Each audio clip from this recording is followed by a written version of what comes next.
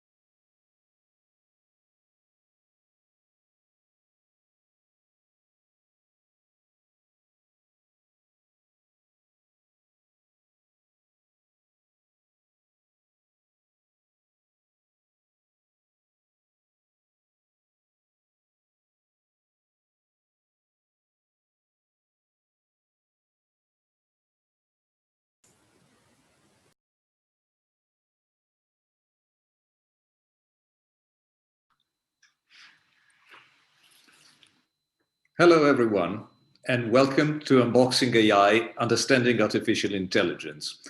I hope that everybody has arrived. I can see that there's a considerable number of attendees joining. I am Antonio Casilli, and I'm one of the co-organizers of this event.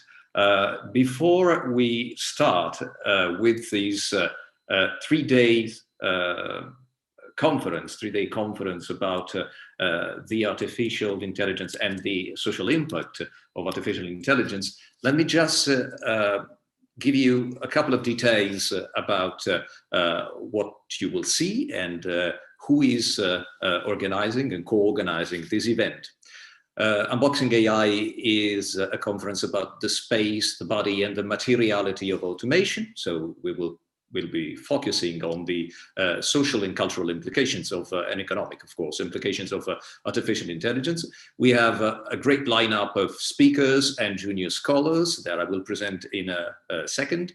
The event is hosted by Fondazione Feltrinelli. There is actually this was supposed to be a conference, a live conference that was supposed to take place in Milan in March, and then eventually, well, COVID-19 decided otherwise. So here we are online. It is organized by INDL, which stands for the International Network on Digital Labor. We actually created this network a couple of years ago, and the initial name was ENDL, which stands for European Network on Digital Labor, and then eventually we became international, or at least we are in the process of becoming international with a lot of new hosts and members and participants from all over the world. We had a couple of interesting conferences in France and then in Canada last year. This year, it is here. Well, it's online, but it's actually in Milan. And next year we will meet again in Edinburgh. The partners of this event, Unboxing AI, also include Nexus Center for Internet and Society, which is part of the global network of Internet and Society centers, which include, as you probably know, the Stanford Center or the Berkman Center at Harvard. And the other partner is the ISRF, which stands for Independent Social Research Foundation. Over these 3 days, we will have the opportunity to listen to and hopefully start a conversation with prominent researchers. We will start with Janine Berg. I will introduce her properly in a couple of minutes. She's the keynote speaker for today. And then Ivana Pais will be chairing a session featuring Andrea Miconi from the Milan zone Ulm, who will talk about digital surplus from Marx to Weber. Then we will welcome Nick Coldry from LSE and Ulises Mejias from SUNY about data colonialism, big data and contemporary subjectivity. And we will finish today's event with Phoebe Moore from Leicester University, who will talk about who makes artificial intelligence, and mainly she will be focusing on AI trainers behind what we see, the dream of AI. Tomorrow, we will welcome Leopoldina Fortunati from the University of Udine, who will be addressing mediating the human body in AI creation with a feminist angle. Alessandro Delfanti will present the results of his extensive research on Amazon fulfillment centers, suggestively titled Boxing AI. And then we will finish this second session actually with Baruch Gottlieb's presentation about digital materialism, and the closing keynote will be Jeremias Prassel from the University of Oxford, who will be talking about automating HR. And I also and especially recommend Saturday's event, Saturday's third day of our conference.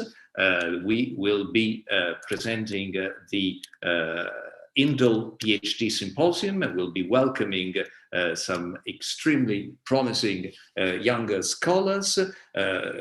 And we will also have a conversation with Sarah Roberts. I will actually be in conversation with Sarah Roberts, and I especially recommend this part of our conference because she will be discussing moderating the internet during a pandemic. Just a few practical things. The first, it is about the actually use of the chat and of the Q&A.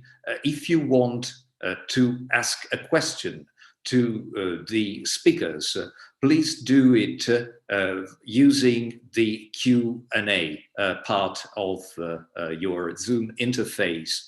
Do not use the conversation. The conversation is actually, the chat part is actually for, either technical communications or actually discussing among you, but use the Q&A if you actually want to address a question to the speaker, and the chairperson will actually tell the speaker what you asked. You can actually ask the question in several languages. We are an international network after all, so you can ask it in English, in Italian, of course, in French, in Spanish, Portuguese, and English, and we will do our best, at least as the organizers or the moderators, to translate it in English for the speakers.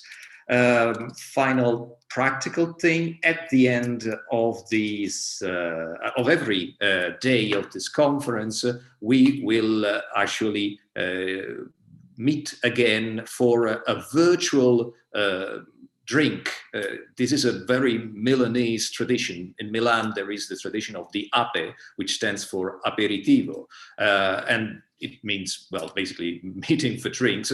And this is something that we miss a lot in Zoom conferences. So we decided to recreate it on a platform called Wonder. I will send you the link in the chat. This is what the chat is for. I'm sorry. And then we will actually, debrief and talk about what we discussed, and hopefully some of these speakers will be with us too. Now, let me just yield the floor to Janine Berg for her opening keynote. The title is Automation, Artificial Intelligence at Work, the Growth of Precariousness. Janine Berg is a senior economist at the International Labour Office in Geneva, Switzerland, and after receiving a PhD in economics from the New School for Social Research in New York, she joined the ILO in 2002, and she has conducted research on the economic effects of labor laws, and she also has provided technical assistance to ILO constituents on policies for generating jobs and improving working conditions. She is the author of several books and articles on employment and labor markets, especially the ILO report entitled Non-Standard Employment Around the World. But I also recommend this very interesting book that she co-authored. The title is Digital Labor Platforms and the Future of Work, which was published in 2018. And so, Janine, the floor is yours. Thank you very much for being our opening keynote speaker. And then we will have a few minutes, 10 or 15 minutes for the Q&A after your presentation. Thank you, Janine. Yeah, thank you so much, Antonio. And thank you for inviting me to be part of this conference and to the organizers of the conference. It's really great to be with all of you. I was really looking forward to the conference in Milan. So it's unfortunate that we're not all together in Milan, but this is nice as well. And I really do appreciate the opportunity. So I'm going to upload my presentation now, and hopefully we won't have any technical problems. Okay, so I think everybody can see it.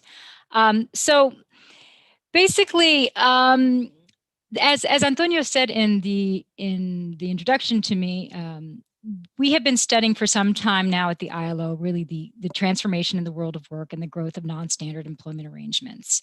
And of course, with that is really the technological dimension. So the focus of my presentation really is on how technology is affecting the world of work, but in a very broad sense. I've been very kind of irritated with so much of the discourse around technology in the world of work because it's been overly focused on this idea that the robots are coming and they're going to steal our jobs, and there's going to be this massive unemployment. And while there are certainly some job loss effects, the real focus, I think, is really about how technology and not necessarily robots affects the way work is distributed and the quality of our jobs. And I think this is something that's really been happening for a long time and that we haven't been paying enough attention to it. So basically, and here I'm just actually citing the digital scholar Lilia Rani, she argues, and I think this is true, tech revolution is displacing labor. It's not replacing it. So there's a real growth in outsourcing because of technology, but also changes in the way that jobs are being conducted. And unfortunately, these changes haven't been to the benefit of workers because in most cases, it's resulting in a growth in precarious work. That regulation really has had a struggle to keep up with, and unions have struggled as well to keep up with. So these important effects on job quality haven't received the attention that they deserve. And really, my point is that all of this this is not really a debate about politics. This is a debate about, I mean, this is not a debate about technology. This is a debate about politics, and I think this was really summed up perfectly yesterday. Looking at the election results in the United States, besides all the presidential problems, one of the things that I was really most disappointed about was the rejection of, or the acceptance of Proposition 22. This is the proposition that was on the ballot in the state of California that had been financed by Uber and Lyft and a few other of the app delivery companies. They spent over $200 million on the campaign. They succeeded. Big article in the New York Times about this campaign, and the spokesperson for this campaign says, well, Proposition 22 represents the future of work in an increasingly technologically driven economy. At the same time, their stock prices went up something like 40%. They had a $13 billion value increase in the valuation of Uber and Lyft, and they've decided to basically pursue this strategy nationally. So here you have an app that could have been, easily could have been incorporated into a traditional employment relationship. People could have had shifts. They could have been earning the minimum wage. Their expenses could have been taken care of. The work could have continued. It had nothing to do with the technology, but it's being, it has been sold as a process that would negatively affect the future of work. And of course, a lot of money and a lot of special interests in fighting this campaign so that the workers wouldn't have their rights. So what I argue, I published an article in a special issue of the Comparative Labor Law and Policy Journal earlier this year, and what I argue in this article, which much of my presentation is based on, is really what we've been seeing is that technology has precipitated this increase, expansion of the periphery, if you think of different employment relations. So most, the ideal job was the standard employment relationship, full-time work with one employer, where you had, the stream of protections that you see in labor law or in collective agreements. People have benefits. Maybe their wages are collectively bargained, or at least there are some sort of minimum wage protections. And there's also, of course, a career trajectory. But what we've seen instead is really a growth in non-standard forms of employment.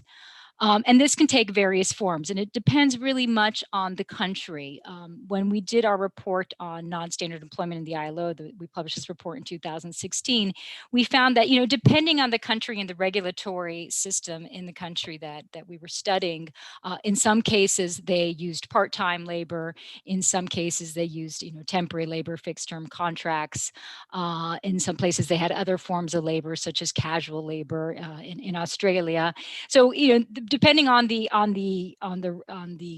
specifics of that country, there was different types of non-standard employment. But nonetheless, in every place, what we see is really a growth in these different types of non-standard employment. And then, of course, there's another important ring to this kind of little visualization of the labor market, which is really the unpaid work that sustains the paid work. So the most important of this, of course, has been women's work, women's unpaid care work in the home that allows people to go and have a full-time job, to come home and have had the shopping done and the cooking done and the kids and taken care of, or the grandparents taken care of. So, this is the unpaid work that's not valued by society, but that is fundamental to the operation of our economies. But what we're also seeing is an increase in what the the digital scholars, Bonnie Nardi and Hamid Akpia, call heteromated labor. So that's a really good book. I'll talk about it in a second. So and heteromated labor is basically the increase in the unpaid labor that we're doing because of technology. So now we book our own plane tickets. We go to the ATM. We give feedback on wait staff. We say things are good or not. We do ratings of Airbnb properties. All of this is heteromated labor. Okay, so here are just some photos to kind of discuss a little bit, some of this fissuring of the employment relationship, as David Wheel calls it. So jobs that you wouldn't think would be fissured have become fissured.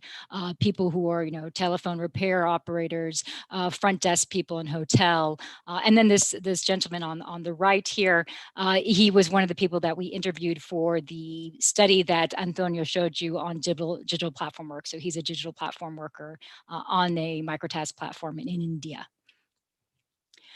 When we did this study of digital platform work, and we did the first survey actually in 2015, and then we did it again in 2017. So what we did, this was us trying to understand a little bit what was going on within these microtask platforms. Antonio, of course, has done a lot of really interesting work in this area as well. What we wanted to know was, a little bit beyond the demographic characteristics of the workers, who were these workers and what were some of their working conditions. So we posted surveys on 5 different microtask platforms. 4 of these are US-based platforms. One of them was German-based, but they were all English language platforms. And nonetheless, it revealed that there was workers in 75 countries in the world. Of course, if you add on all the other different platforms that are operating in other languages, you would have the map completely covered. So what we see here is that tech, on the one hand, there's been this fissuring of employment where even jobs in a local area are now being outsourced. Say it's the cleaning or the front desk person or the telephone operator, but now what you see on top of that is this transnational outsourcing of service jobs that normally would have been done in a particular jurisdiction. And here, just to give you an example, we did a recent small survey recently in the Philippines, and where we found that there's a growth in what's called virtual assistants. So these are people who are basically administrative assistants who you can hire to work for you through this platform called Virtual Coworker. There's a few other platforms as well. These Filipino workers are working for people in the United States, in Australia, and in the Philippines as well, and in other countries. But what we find with these virtual assistants is that, first of all, they've been all classified as independent contractors by the platform, yet they're very much in an employment relationship. They have set working hours, so they could either work 20 hours a week or 40 hours a week, but they have to work between a specific time. So, certain times a day that they're expected to be there. They even have set breaks of 10 minutes for rest breaks, and even a half hour break for lunch breaks. And then they're also required to download a time tracking system, and this time tracking system takes random screenshots and is used to record attendance and pay their payroll. So very much, you have the managerial control, which is the one side of the employment relationship, but you don't have the counterpart of somebody with an employee contract and all the requisite benefits that come with with being an employee. Now, what I now with the COVID pandemic, that we have so many more people working from home, and it's been referred to as the great working from home experiment. All of us most of us are at our homes right now participating in this conference. There's certainly a lot of benefits to it, but it means that there is likely going to be an acceleration of this trend of virtual outsourcing. This is just some figures from the United States. Basically, we have 42% of the population that's employed and still has a job that is working. 1/3 are not working anymore, and 25% are working on the business premises. This is based on one survey. But it's a remarkable increase in the potential, in the numbers of people who are working from home, and it's highly unlikely that when this pandemic ends that things are going to revert to how they were before. There's good and bad aspects of that. I'm not saying that, but what I am more concerned about is that once companies can realize that actually this is a very effective way of having their staff. And in fact, the few studies coming out of this of this working from home experiment have actually been quite positive. It's shown that people are actually working longer hours. Most managers actually seem to be pretty happy with their having their staff working from home. So on the whole, the business community, at least coming out of the U.S. literature, is pleased with this experiment, which means that they're likely going to use it more, and there's likely going to be more outsourcing. And what I fear as well is that, especially with working from home, you either have two choices with your employees. Well, you have three choices, but one option would be to monitor the workers more, and so to have this type of software that they have to download and to really track them more, which has some very negative effects. One option would be to have kind of a more modern management style, and trust your workers and believe in them and kind of expect them to do as they're told. But the other option would be that they just start classifying these workers as independent contractors, especially if they're not going to be tracking hours, and if people's work is measured just on output. It's much easier to design an employment contract where somebody just has to deliver a certain output by a certain date. If they're not expected to be there on call during certain hours, it's much easier then to make the case that people are independent contractors, or much easier for companies, even if they really aren't independent contractors, to classify them as such. So I would expect that what we're going to be seeing in the future is an increase in bogus self-employment, which is already quite a significant trend. Okay, so this is the book by Hamid Ekbia and Bonnie Nardi on heteromation, and just some examples of this kind of free labor that so many of us are doing, that generates so much profits for the big tech companies, but doesn't actually provide income to users, or provides very little income to users, yet it makes a lot of money for the tech companies. Another example of this is all the people who are putting content on YouTube. Even this conference right now, all of this is content that's being put on a platform that the platform then makes money off of, yet they didn't have to spend the money putting the content onto the platform. So all of this is something, I think it's fascinating, and it needs a lot more work to understand really the implications, but it also needs some work to see, to what extent can the tech companies give back to society with all this money that they're getting from the heteromated labor.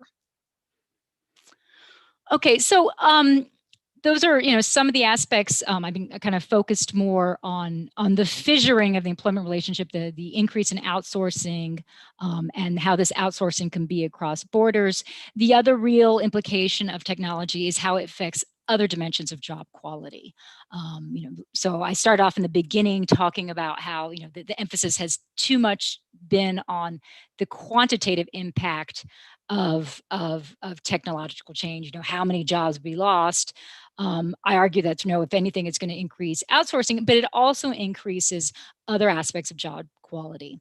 So these different dimensions of job quality, this comes from work that's been done by Eurofound, the European Foundation on Working and Living Conditions, and basically it looks at there's the physical environment, there's the intensity of work, there's working time quality, the social environment of the workplace, skills and discretion, prospects, and earnings. So all of these different dimensions affect how people's how they feel about their job, but their working conditions in general.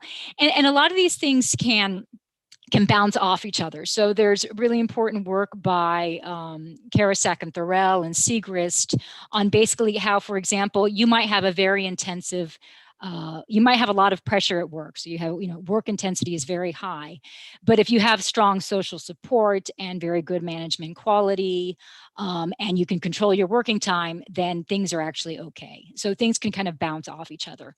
So with this kind of analysis of technology, I think it's important to look at how the different intersections with job quality. So just, to give a positive example, and this is something obviously that people say a lot, it's certainly true that technological innovations can really improve the world of work if it reduces tedious or arduous tasks. This is something that, we definitely want to have happening. So that's something that would benefit, one of the dimensions on the physical environment. But then, of course, it can also affect it very negatively, especially in these cases where, what we talk a lot about, in this conference, and Antonio's network talks a lot about this, the issue of algorithmic management. If your manager is being replaced by an algorithm, which is designed by a human, but nonetheless an algorithm that they can't speak to, then that all of that management support and social support that is so important in the world of work is lost. So then if somebody really has the work intensity, they don't have these other dimensions of job quality that can offset these kind of negative aspects. So this is something, I think that's really important to keep in mind when we analyze changes in the world of work. So algorithmic management, there's a lot of different dimensions of it, the continuous tracking of workers' behavior, the constant performance evaluation of workers, the automatic implementation of decisions without human intervention, the fact that workers are interacting with the system rather than humans, and low transparency. And all of this is really frustrating for workers. In the studies that we did at the ILO on the digital labor platforms, when we had kind of open-ended questions to, we asked people, if there's one thing that you could change, what would it be? Certainly a lot of people talked about earnings because earnings were very low, but we also have a lot of feedback on people who really are very frustrated that when things go wrong, when instructions aren't clear, that they have nobody to talk to, that they have nobody to, if they try to write an email to the client or to the platform, they don't get a response, that they don't have that interaction and that feedback. And of course, a lot of the work that's being put on these platforms is not well designed, and it requires this kind of human feedback. So this is something that is a real frustration to workers, and is something that, of course, is increasing because of these technological developments. So here, just to give you an example, this was quoted in the Wall Street Journal a few years back. This is the case of Ann Taylor, which is a clothing retailer of women's clothes in the United States. They switched their what they called it a workforce management system, but basically it's their scheduling system. They implemented this new computerized scheduling system. They called it Atlas. And it meant that, before, a worker who worked in one of the Ann Taylor retail stores, if they needed to take a day off, or there was something going on in their lives, they could talk to the manager and say, look, I can't work this weekend, but I can work next weekend.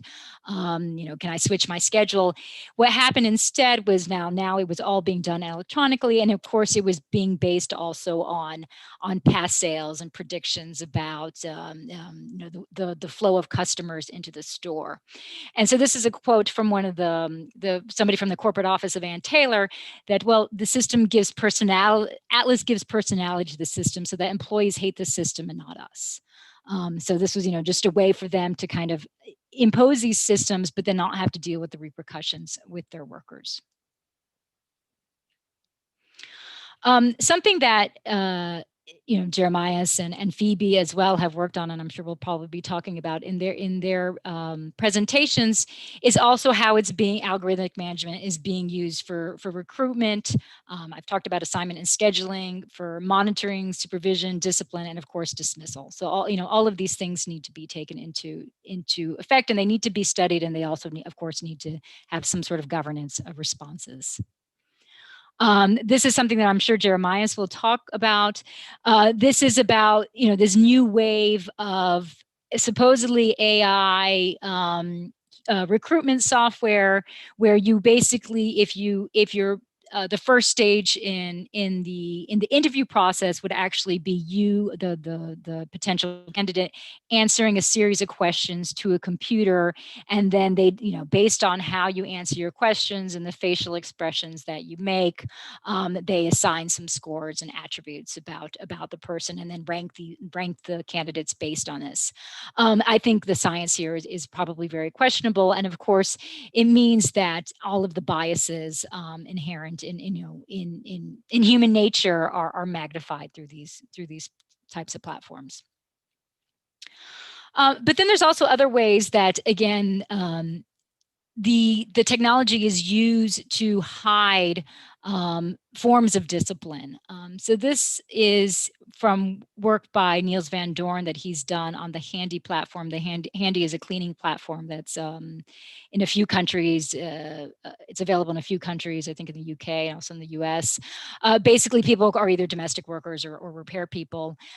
So what happens is, you accept a job through the app, but of course, if you cancel, let's say, within 24 hours, you're actually charged as the worker $20. If you miss the job, you're charged $50. You arrive late, you're charged $15. What Van Doorn then found in his research was that some of the people had actually become indebted to the platform, and they were actually paying off their debts, which is highly problematic from definitely from an ILO perspective, but also from a moral perspective.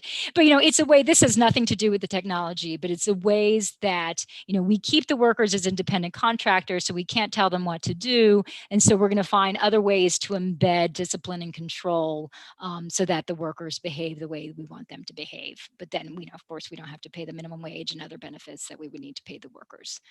So just kind of another example of how tech is increasing the precariousness of work. So I've talked a little bit about the employee monitoring. One thing I just wanted to emphasize is that this is something that is not just because of the platforms. It's really just more that it's accelerated it. I was recently we're going to be coming out with a report on working from home early next year that we just completed, and we were studying about a kind of home-based clerical work and when it really started taking off in the 60s and 70s. And what we found was that this is a work from Ursula Hughes, that already in the 1980s, home-based clerical workers worked on machines that could monitor keystrokes per minute, and that apparently this was also true in France. They had these machines and they were referred to as spies. So this whole process of the monitoring of workers is really quite widespread. Even within offices in the United States, there was a survey by the American Management Association, and it revealed that 2/3 of U.S. companies monitor their employees' internet use, 45% log keystrokes, and 43% track their employee emails. So there already is a high degree of monitoring, but of course, having workers at home is going to increase this monitoring quite a bit. Just some more detail, we did a study of 1,000 workers on digital labor platforms in Ukraine. This was Ukrainians working on a host of different, we found that there was 40 different platforms that they were working on: international platforms, Russian platforms, Ukrainian platforms, and almost 1/3 of the workers had installed software that monitored their work. And there was also a lot of requirements put on them to be available during certain hours. And of course, all of these workers are independent contractors.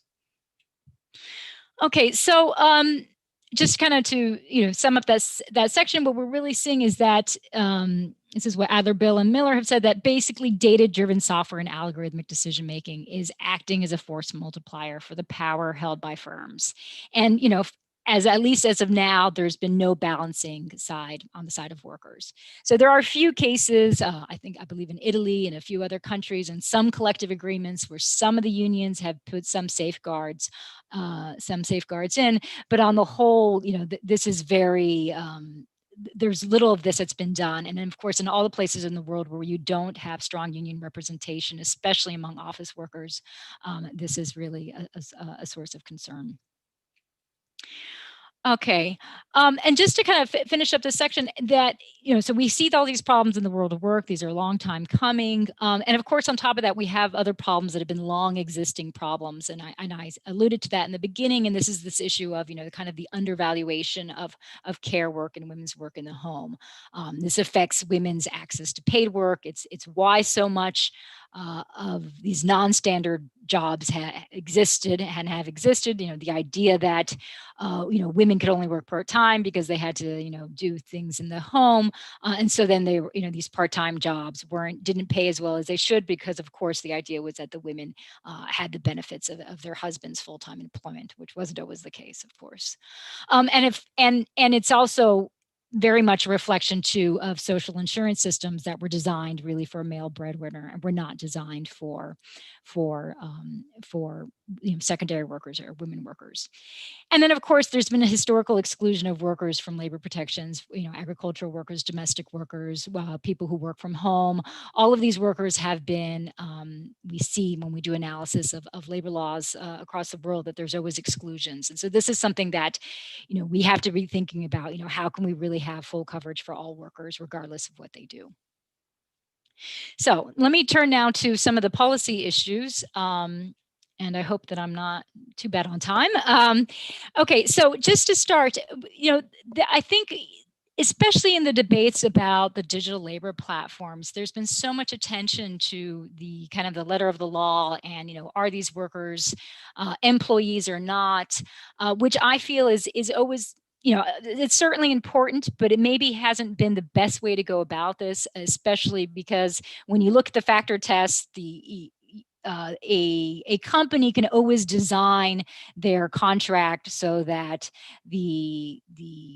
their workforce escapes the factor test, to be proven as employees. We saw this in, I believe it was the Italian case with Foodora, where they, at the last minute, they allowed some of the delivery workers to have a substitute replace them their shifts, because one of the issues in the factor test was that if you could have somebody substitute you, well, then you weren't really in an employment relationship. So there's always this kind of cat and mouse game with the law. And I think it's maybe better really to reflect about, what do we as a society want to have for protecting workers, and how should we, if we think about it more broadly that way, then maybe, rather than trying to find out who or what an employee is, maybe we just need to think about, what are the protections that everybody really needs to be having. Okay, so this is kind of, the way that we've started to think about things. Of course, it's not so easy to do, but I think it is a way that we need to be going forward. And with that, then, you need to have kind of a comprehensive approach then to the jobs that need to be done. So you need to make the jobs better, and that could be done through, legislative responses or collective responses. Certainly, collective responses are probably better because they can be, fine-tuned for the sector that that you're addressing. But then, of course, you also need policies that support workers, social protection policies, and other employment and social policies.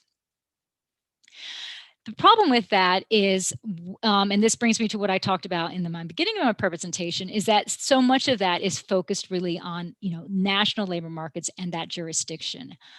It's not really clear how we're going to do this in a planetary labor market. So if you have, platform companies that have platforms located in one country, the clients are located in another country, and then you have workers in 75 countries around the world. How do you regulate that? And it's not straightforward, and certainly it's not straightforward from a legal perspective, but obviously politically it's highly problematic, especially as many of these countries see this as a way to get jobs for their workers, for their citizens. In some cases, some of these jobs are actually higher paying than some of the jobs available in their own country. So there will be resistance to having some sort of international labor standards. And then how do we really do that? And of course, if you think, of platforms such as Amazon Mechanical Turk, it's highly unlikely in non-unionized firms that there's going to be kind of some social dialogue around having some minimum labor standards. So although we advocate for that at the ILO, and it's something that's probably not going to happen anytime soon. And so it makes this issue of, having these, specific policies in a country still important and still should be addressed, but nonetheless will be difficult to address if there's going to be so much more virtual outsourcing. So we had already an outsourcing of manufacturing jobs, and now, you have this definite potential for increased outsourcing of service sector jobs. Okay, so I think I'm kind of getting low on time here, so I'm going to kind of speed up a little bit. So one of the other areas that I think need attention. So one thing is really about extending rights to workers, also having government policies in place that assure workers have that, not workers, but all citizens have basic needs that are met. And then another issue, really about reduced working hours. As I mentioned, the way the world of work was designed 100 years ago, or the way it came to be, was very much on this kind of male breadwinner model, and it doesn't work in a world where you have both men and women equally in the labor force, as they should be, but then there aren't enough hours in the day for everybody to be working full time and doing all of the other care needs that needs, but also participation in civic life. So really, it's been 100 years since the 40-hour week campaign, and yet we haven't progressed. So it's really not time now, with all of the advances in productivity, to see about how come there would be some sort of regulatory push where we actually reduce working hours. Okay, the other issue is really how can we use technology to benefit working conditions and workers' rights. So there's been a lot of attention, obviously, with good reason, on how technology affects workers, but technology also really has the potential to reveal what the working conditions are.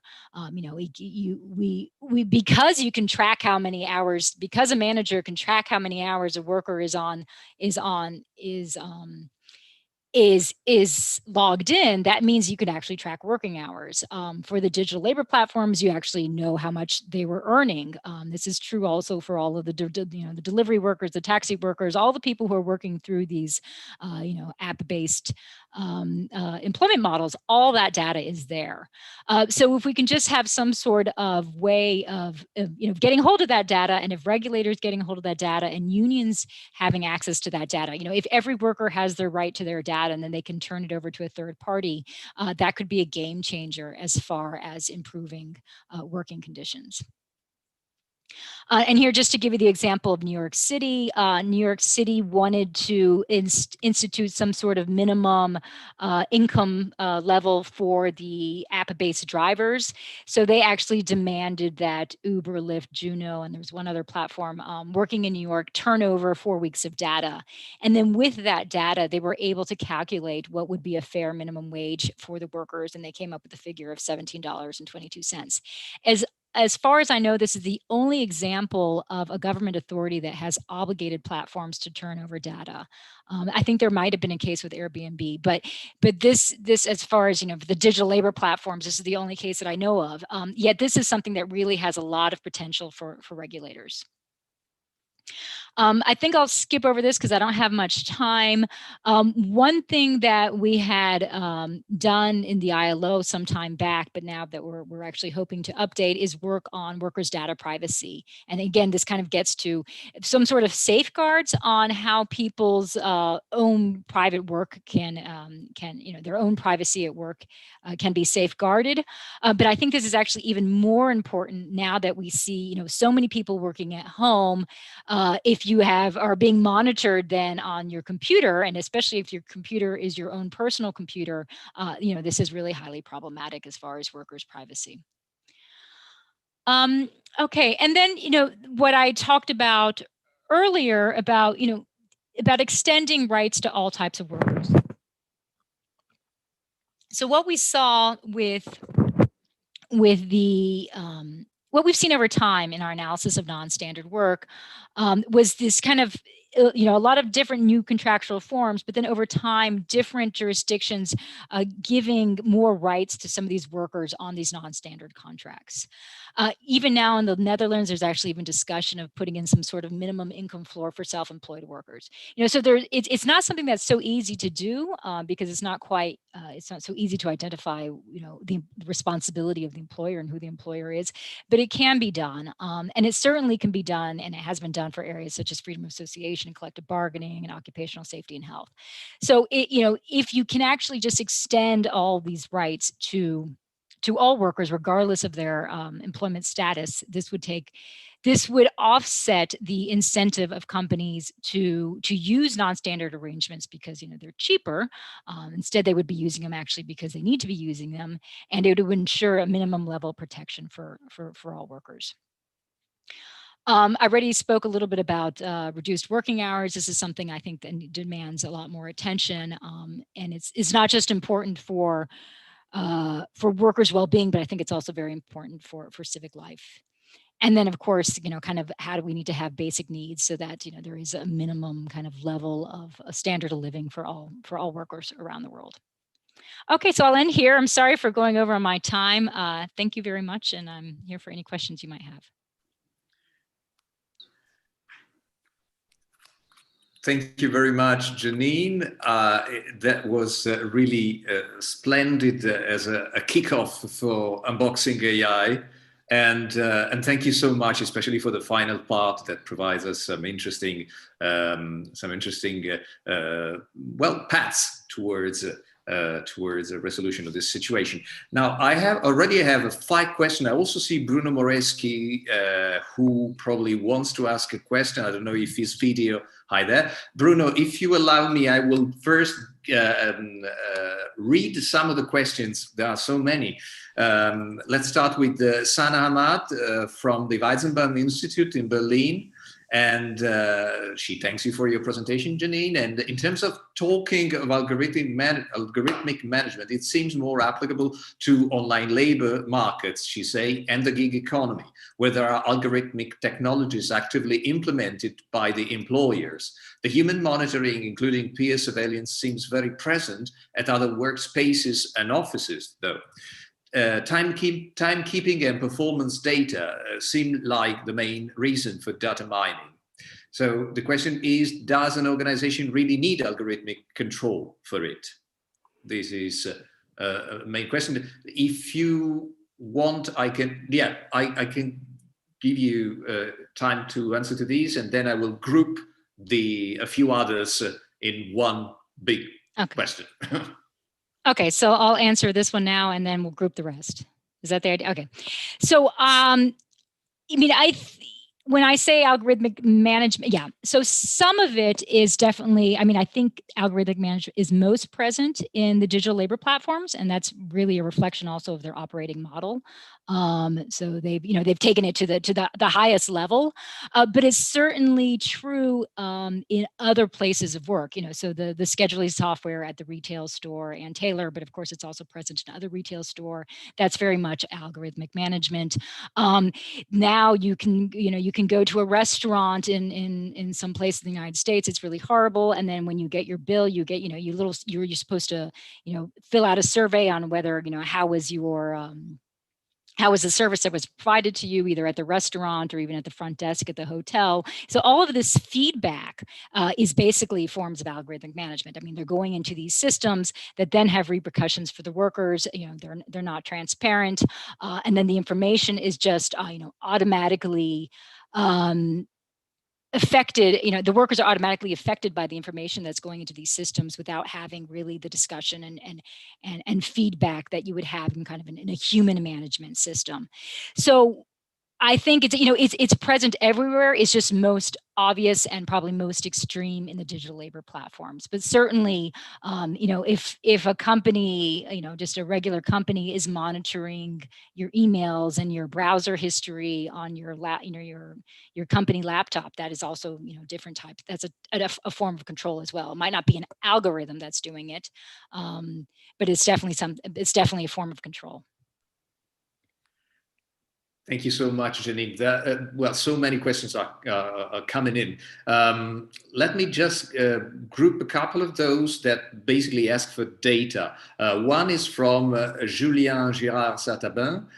Do you have any data regarding racial distribution of this displacement of labor? This is the first one. And then there is actually another one also coming from a French person, Josephine Hurstel. I assume from the Conseil National du Numérique in France. One of the dimensions of algorithmic management, she says, might be the ability to nudge workers, employees, contractors to work more or work differently. And by nudge, she means in the sense that Uber Eats, for instance, is nudging their workers to work longer hours, accept more tasks, and so on.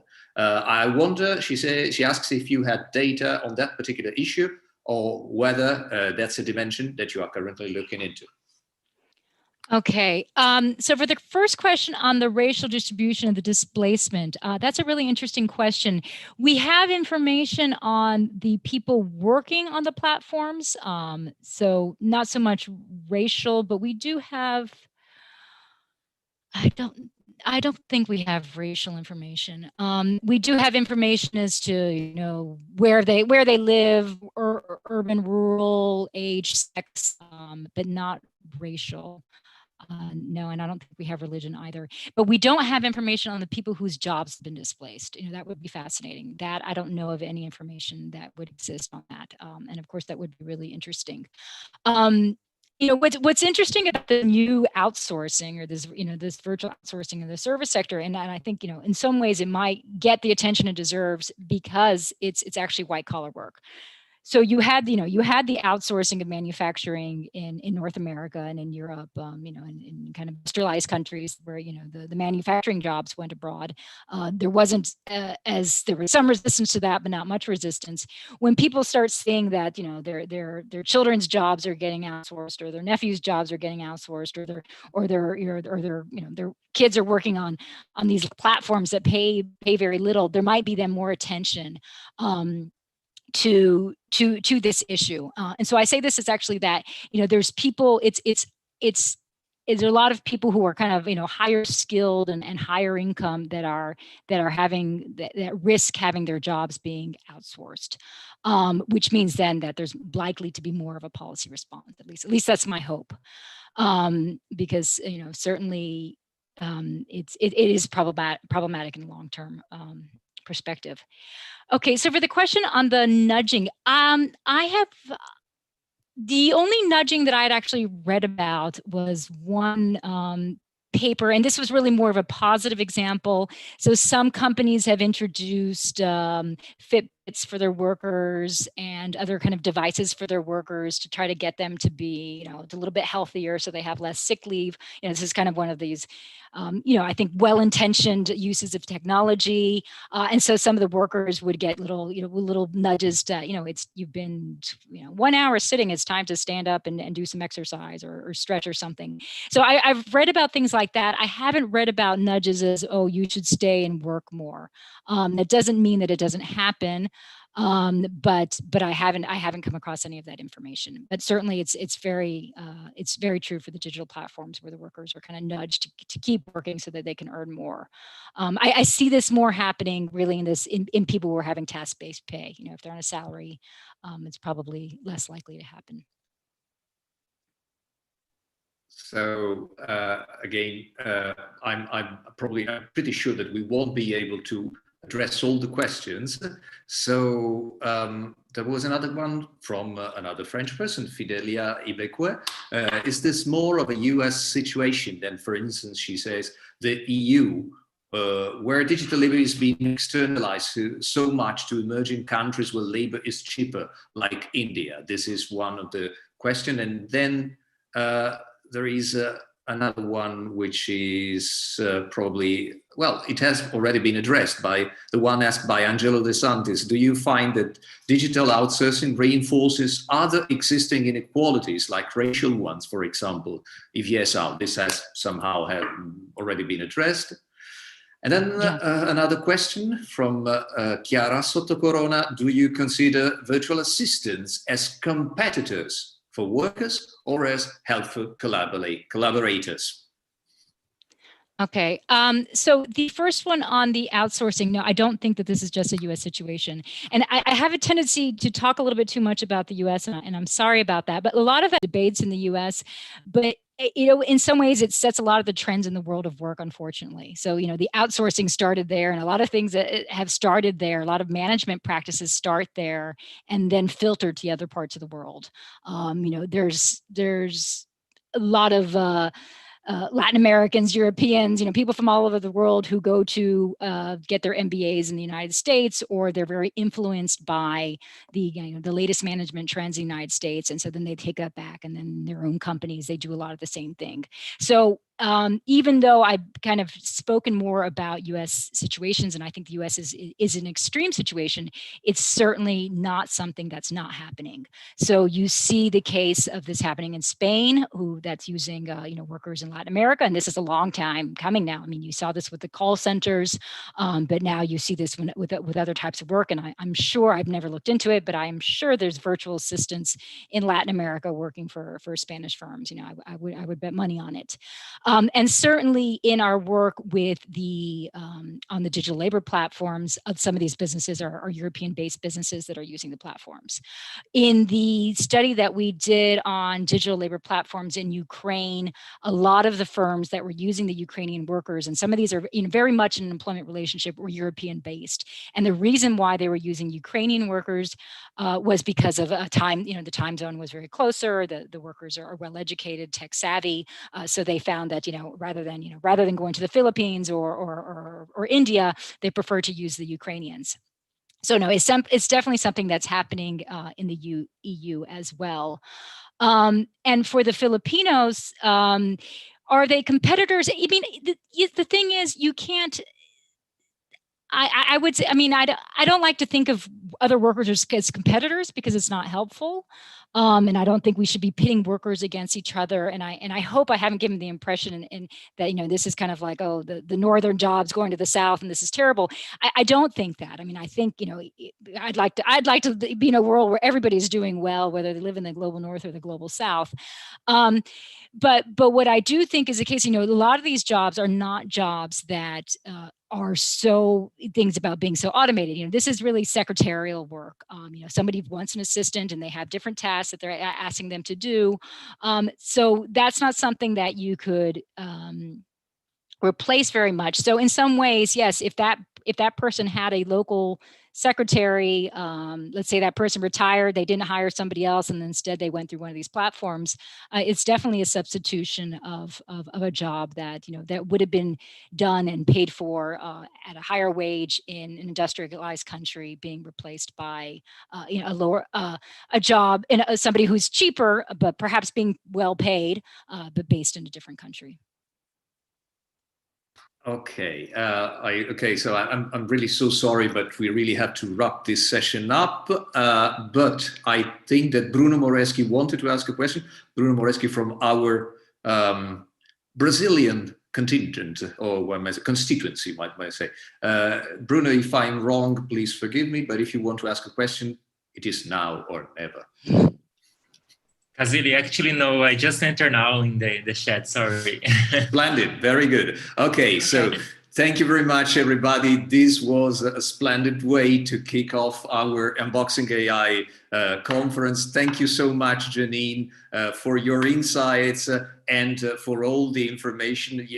Of course, your presentation inspired a lot of interest and curiosity. For those who ask for the slides, please be aware that all these has been, of course, recorded not only by Zoom and from some strange data brokers, but also by us, because it will be part of our ebook, which will contain the proceedings of the Unboxing AI conference, and the ebook will be curated by Eleanor Val.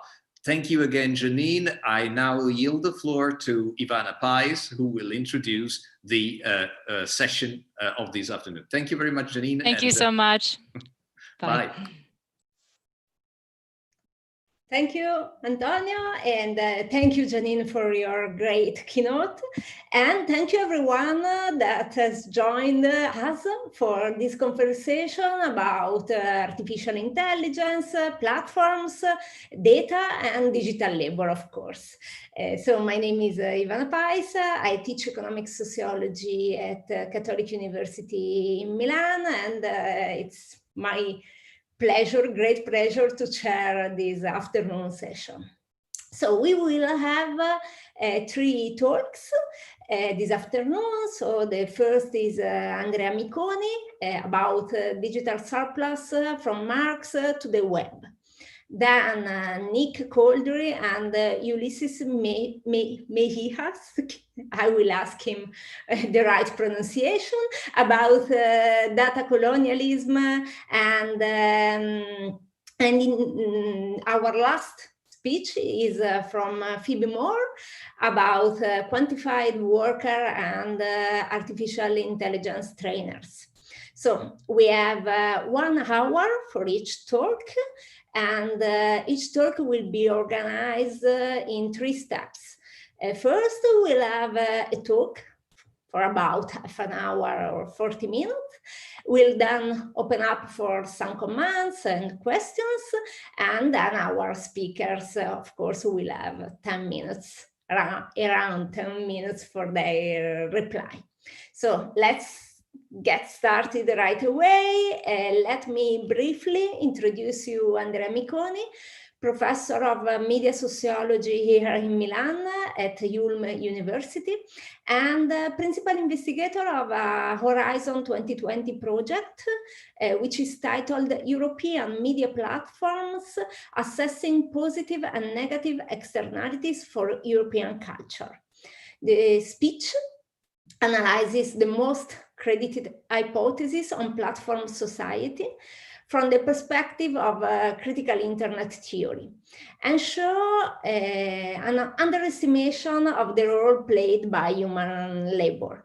Andrea has an in-depth knowledge of Marx's thought, on which he also wrote a great book, which I particularly appreciated also because of his critique to the stylistic appropriation of Marxist concept. And while Andrea uses a very deep analytical approach to his analysis of Marx and digital labor. So Andrea, I'm really looking forward to hearing from you. Please, if you are here, the digital floor is yours. Hi, Andrea. Indeed I am. Thank you very much. Thank you, Ivana. We'll go back to this stylistic appropriation of Marx later on. Usually I don't show any presentation, but this time I will, given the distance we have to keep. So I guess this should work. Nope. Not yet. But is it working? No. Not yet, no. But maybe we should wait. Okay. Now you have the desktop. Now you should have, no, this is your inbox. Is that okay? That's okay. Okay, thank you very much. And first of all, thank you to Antonio and all the organizers for this beautiful opportunity. I hope next time we'll see in presence, maybe in Milan. We are all based in Milan. My speech will be, I will try to use less than 40 minutes, so as to save some time for the discussion. My speech will be on the theoretical side of digital labor, which obviously digital labor deserves an empirical study. I really liked the previous presentation by Janine Berg. An empirical study, well, which is what we are about to start, or what we would have started if the COVID-19 didn't spread. For the moment, on the theoretical side and based on the reading of the Capital, which is my point today, the point is to, on the theoretical side, there is something more than saying that an increasing number of people is working for digital companies. Yes, it is, or for technology-driven. On the point here, according to this perspective, is the idea that human labor is still the main source of value in global digital economy, which is not the same, obviously, and which has to be proved, for sure. Just to start with the good news. The good news, as you perfectly know, is that consensus is broken, and it has become quite normal to discuss about exploitation and surplus and digital labor, which means we put this issue back on the table, which is a very important. This being said, I guess that the next stage will be more complicated, as we have to work on the consolidation of this theoretical paradigm, but also by means of sort of confrontation between the idea of digital labor and some other ideas in internet studies, or let's say critical internet studies. Basically, I will give you 3 insights into contemporary well, it's where we will meet this stylistic appropriation of Marx. Which is the idea? The point is, we bet on the idea that labor, human labor, is still the main source of value. I do agree with Janine Berg about her main point. There's no evidence of innovation replacing labor. There are many evidences of technological innovation deeply affecting labor and resulting in the precariousness she was explaining us. And I do agree with Antonio Casilli, I'm talking about his En attendant les robots, about the idea of this tendency of late capitalism to basically hide the dimension of labor, which means we are in the condition of seeing the commodity, cultural contents, digital devices, without being able to see the human work behind the commodities. So, is still this the case? Is still human labor at the center of the system once we have the free economy, once we have big data, once we have point 3, this mysterious platform thing? I will be quite short about the first aspect because I think that's the easy part.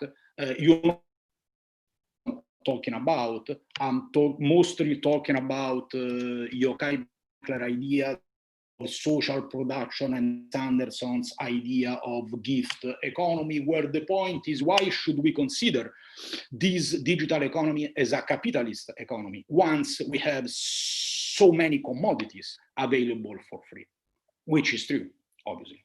It's totally true. We know that many things are for free in the economy of the web, services and contents and many other things. Is this, first question, a post-capitalist era, given that you no longer have to pay for the products? Here the answer is quite obvious. Yes, it is. Yes, it is for one reason, which is my first point today, going back to my reading of Marx, Ivana was mentioning, because capitalism has nothing to do with price. Capitalism has nothing to do with price. Obviously, if we consider Marx, Marx didn't say anything about gift economy or free culture in the sense of the web free culture. That's obvious.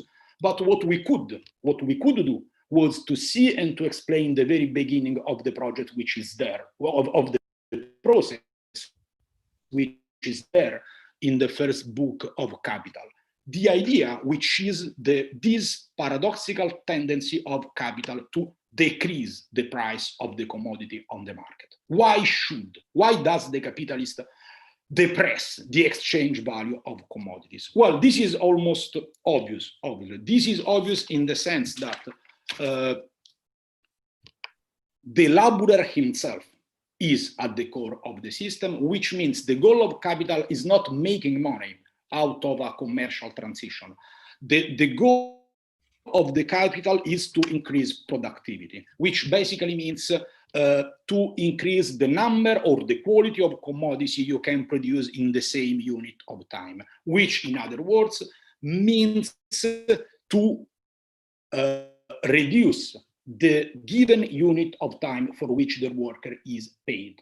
And on the very contrary, increasing the unit of time for which the worker will not be paid. This is relative surplus value. Well, we know everything about this. So the first problem is not a real problem, in my opinion. It's not in my opinion. I think that if we stress this idea to the limit, we have a clear explanation of the reason why so many things are for free in web economy. Because in web economy, so many workers are not paid for their contents, reviews. Janine was telling anything about this. So, is this a post-capitalist era, as in Benkler, as in Chris Anderson? Well, this is a very naive interpretation, in my opinion. The free is not an objection to this theoretical model, as the point is exactly the tendency of capital to reduce the unit of time for which people are paid. We use the expression free labor after Tiziana Terranova, as you know. Actually, free labor is not a proper expression, because in Marx, free labor is exactly the labor performed by the worker in the industrial system as opposite to the slave labor. So I mean, the good keyword, in my opinion, should be unpaid work or unwaged work, and I think we should stick to that definition. Is still labor at the center of the system once we have the free? Yes, that's easy. Is still the labor at the core of the economic system once we have big data, IA, machine learning, algorithm, and this is more complicated, so I will spend a few words about this aspect. The idea, by and large, is the one you can find in Meyer-Schenberger. The shift away from price is a monumental change. Sorry, I have to move this. Money-based markets. The idea is that basically we are living a transition from what they call, well, you know what I'm talking about, from what they call money-rich markets to data-rich markets. Instead of a money-driven system, we have a data-driven system, which has no longer to do with capital. That's their point. This is the 2018 very popular Victor Meyer-Schenberger and Thomas Range. Well, in this economy, we can no longer use in the sense of power concentrated by the holders of money. So Marx was wrong, not Adam Smith. What to say here? Sorry, guys, you are totally wrong here. Not that I dislike Adam Smith. And I perfectly know that Karl Marx can be proved wrong many, many, and many times. But this statement doesn't make sense.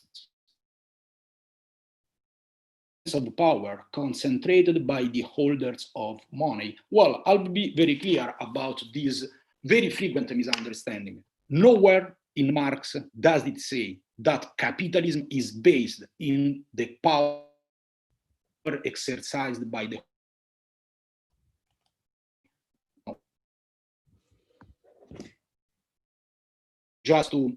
this is capital. Yes, this is Thomas Piketty's Capital. You know what I'm talking about, whose book, Le Capital of Anthony and Secle, is a fundamental book, is a very important book. But in Piketty, capital is all about patrimony, is about money, is about heritage, is about financial asset. His book is not a book about capital, not at all. I was saying, as to the free question, the free economy question, well, objection dismissed because capitalism has nothing to do with price. Objection dismissed here because capitalism has nothing to do with money, not according to Marx.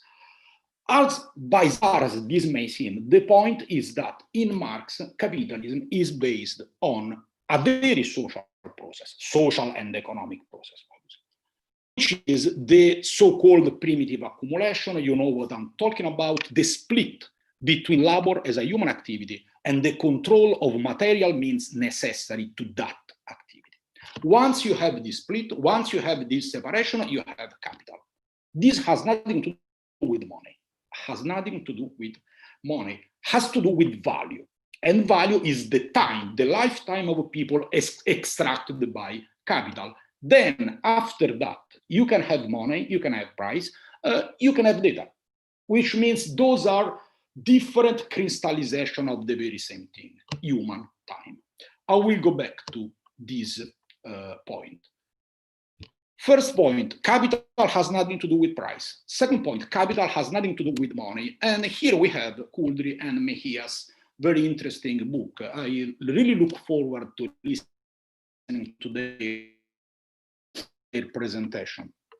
I have to say, I like their book, and I agree with, well, I would say 90% of the content. With this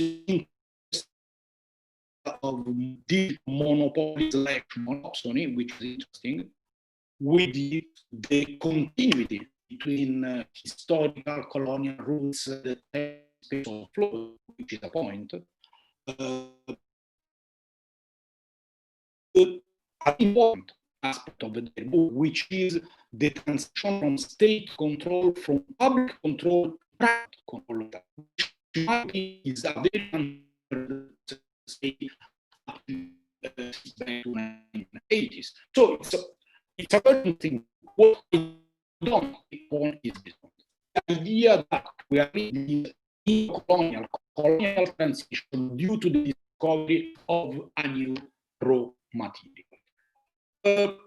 Historical colonialism with this appropriation, and well, now we are talking about the appropriation of human life itself. I talked on the second part of the statement. Contemporary capitalism is appropriating human life itself. Well, this is the so-called Italian operaismo. This is the idea of social factory. I think this is this point. Discovery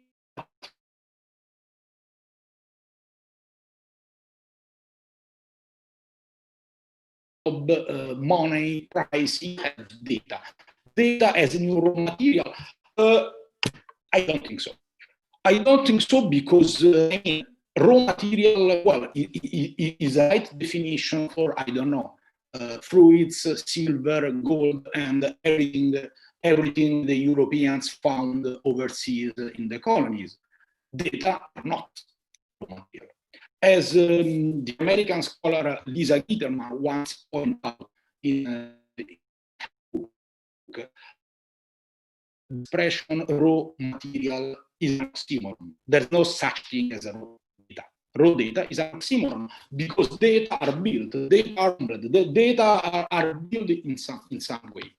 Here there are two important points, in my opinion, in the theoretical perspective of digital labor. The first one, if we have data, rather than, I don't know, money, salary, job, we have data. Honestly, I can find any sense in this very diffuse, very popular assumption. Data. Say, if data, if wealth, economic value, if wealth really was in data itself, in data as such, why would digital companies produce? They can do that.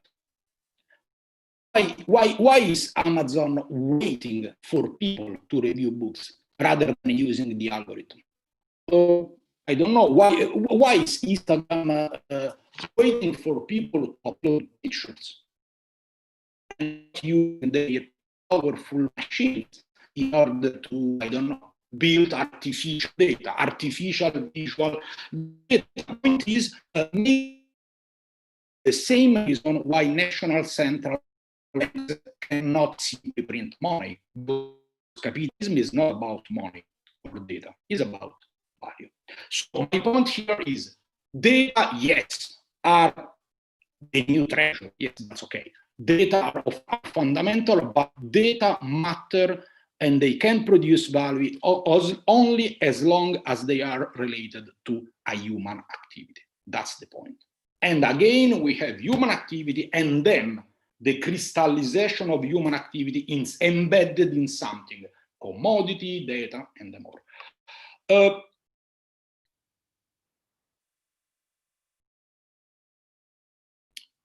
Which is the point? Data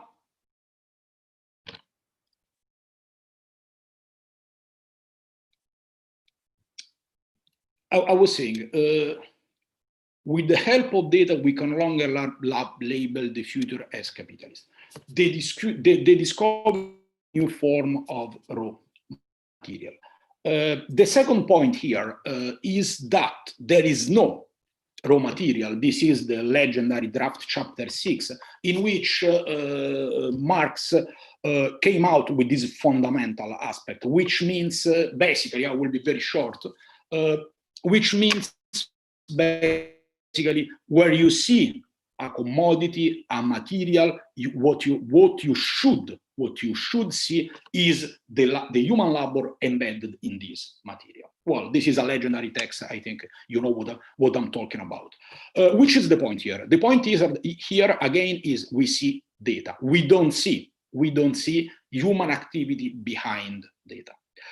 Starting with this premise, with this Marx premise, we used to talk, as you know, about the so-called global value chain, which means, yes, in our experience as Western people, the digital economy is an immaterial economy. But this immaterial economy is the last link of a value chain involving people which are producing your, I don't know, our laptop in a factory in the south of China, and then kids working in African mines for extracting the materials necessary for the batteries. Well, we know. Labor is embedded in the commodity, data, and so on. So my point is, I don't agree with them about this point. I think there's a huge continuity due to the fact that data are important only as long as these data have to do with a human activity. Now, I have to be honest. Data have to do with human activity. Uploading a picture or walking in the city with the GPS capturing your position and extracting value from this. There's always human activity where there is value. Well, the real question here is to which extent we can call this human activity as a labor. Is this labor? This is a question. This is a question. I have my answer, which is not the answer. My point is, we are not used to define most of these activities as labor. But I don't see any problem here because definitions can easily be changed. Definitions actually change across time.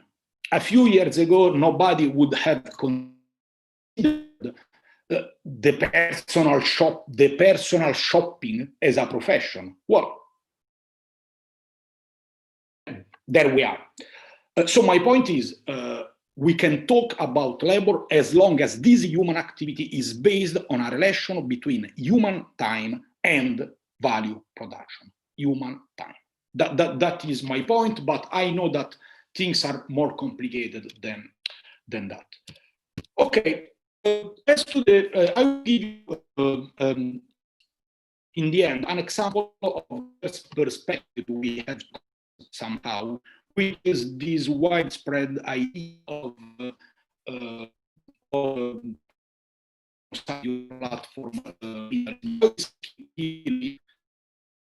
Gillespie's definition basically was social media was considering platforms as something different. I'm going to the point with and their platform. I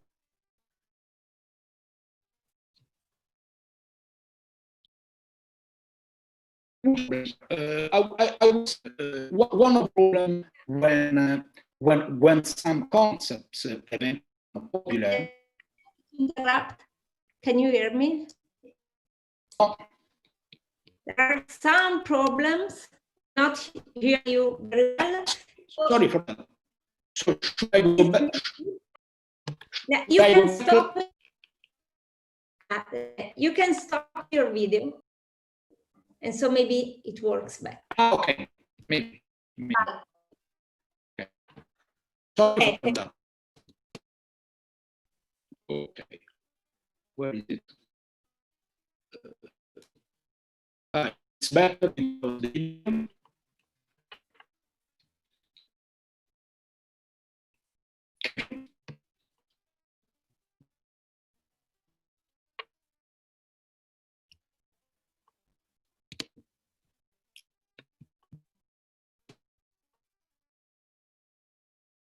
okay.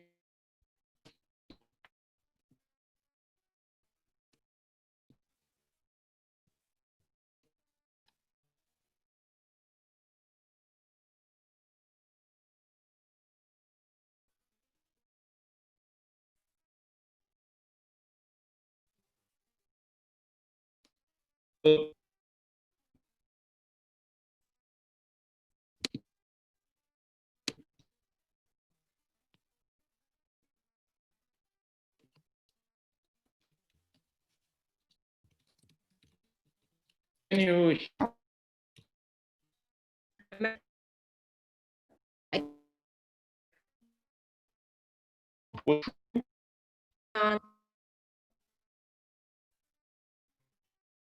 Try again.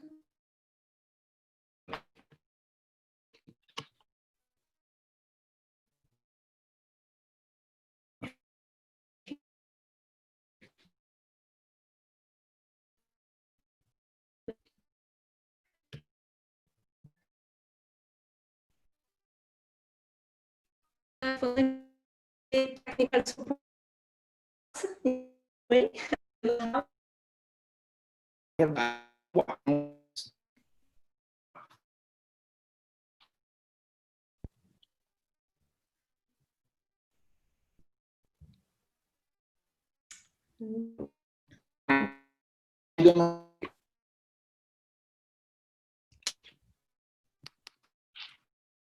Yeah.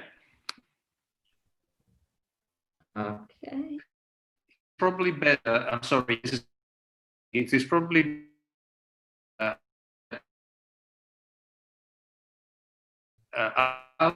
control room, the Fondazione Feltrinelli, to just project your slides. So if somebody at the control room, I hope, is hearing us, I know that they are, instead of asking Andrea to turn off his video, we can simply project his slides from the control room.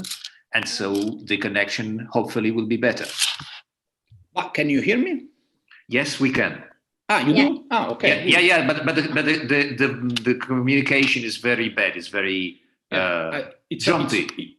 It's on my side. It is probably on your side, yes, because everybody is experiencing. Sorry for that. Very strange.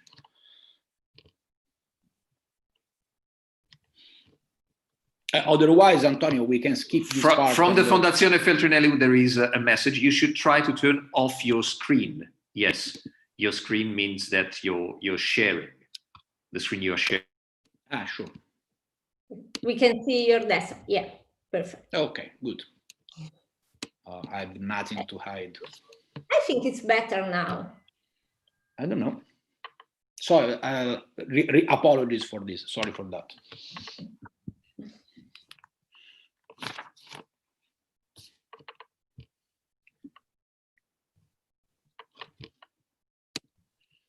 Fondazione Feltrinelli, no, we cannot see the slides.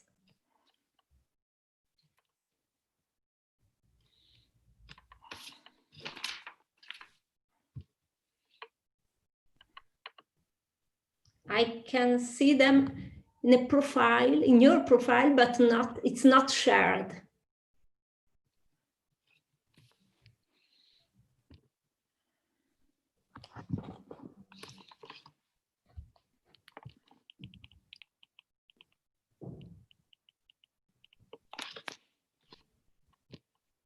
I don't know, Andrea. Or maybe we can go on without slides. Ivana, oppure se si sente male ed è un casino, possiamo, cioè, we can skip this part and go to the... No, we can hear you now. So maybe if you can speak without slides.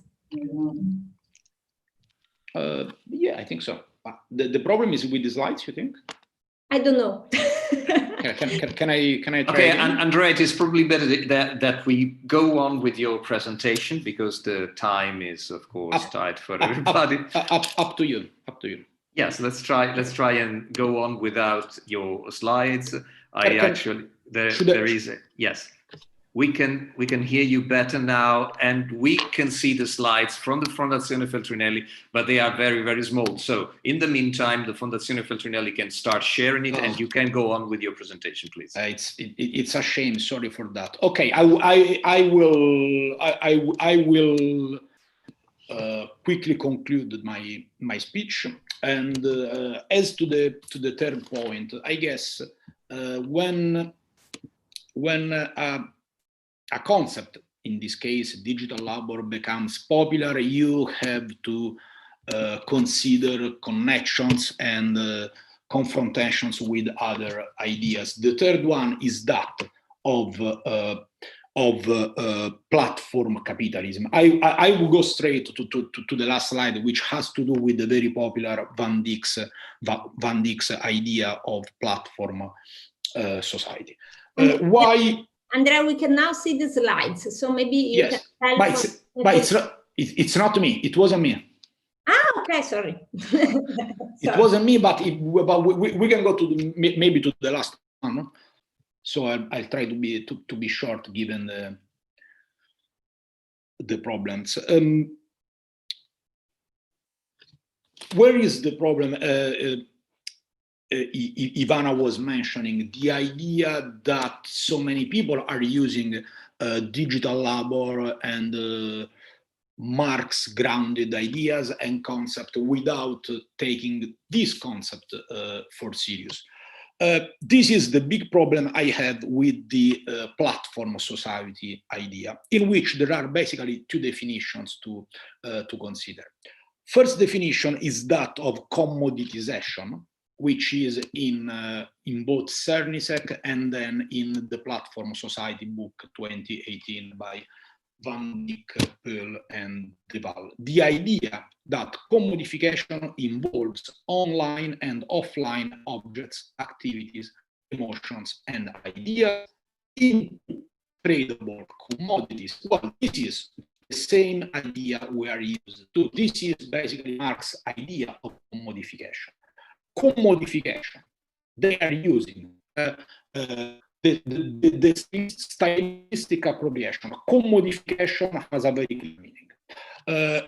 We have a more general word for that. The more general word is commoditization, which has to do with the normal idea as comes from network theories in macroeconomics. Well, on the one hand, their idea is that we have commodification.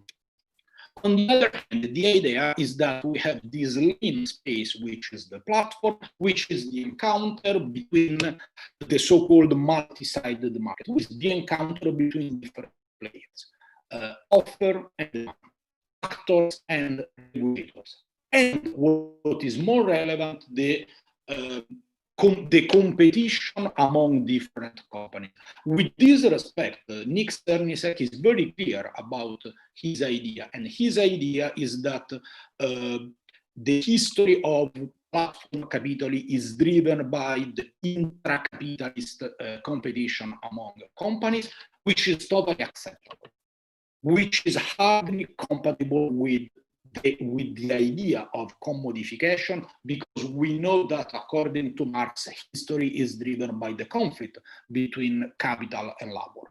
Then we have the classical Marxism, according to which history is driven by capital. Then we have the Italian 90s new left and the Operismo with the idea that, on the very contrary, history is driven by social configurations from masses to social classes to multitudes and so on, and with capital striking back. But in any case, history is driven by competition between the two players and not by intra-capitalist competition. Which is in the end the problem? The problem is that according to this platform idea, the market, this two-sided market or multi-sided market, according to the specific case, is the place in which offer and demand meet, the encounter between offer and demand. Which is the point? Why are we using commodification and Marx as a stylistic feature? Because in Marx, the encounter between offer and demand counts for nothing. Doesn't even account for price. This is in capital, this is in wage, labor, and capital, this is in wages, price, and profit. In Marx, the idea is that the extraction of value takes place with quotation marks on the background, which means the split between labor and control of material means is where the appropriation of value takes place. Then there's the price. The price is due to the productive capacity of the system. Then you have the encounter between offer and demand, which has to do with the variation in time of price. So my point is, here we are trying to take together two concepts which cannot stay together.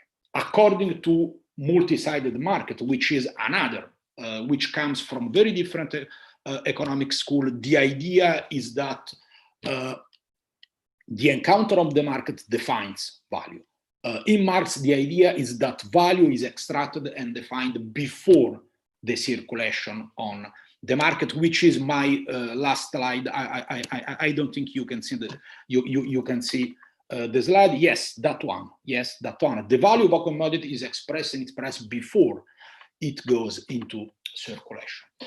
So I will try to recap really in one minute. My idea is, along with the empirical work we hope to be able to start, is to try to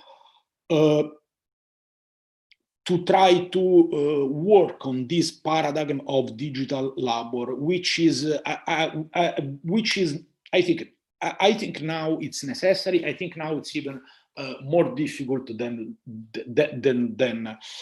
before. Well, that's the point for the moment. I think I can leave it there, and thank you very much. And I really need to apologize again for this problem. No, not you, but you. Yeah, I have to. It's on my side. If it's on my side, I have to. Thank but you. You're provider. It's not up to you. So thank you very much. Thank you, Andrea, for introducing in our discussion the difference between value and labor, and also between agency and structure, and for your analysis of Marxist concept applied to digital labor. So let's see if we can open up for questions and comments. So I can read the beginning of a question, Eleonora Pantò, but I think it's only the beginning. So we can skip to, maybe Eleonora, if you can finish your question, we can read it later. And Matilde, question, can the value exploitation tendencies described be related with economic characteristics of knowledge? So non-rivality, difficulty of exclusive appropriation. So that's the first question. So relationship between value exploitation and knowledge, and economic characteristics of knowledge.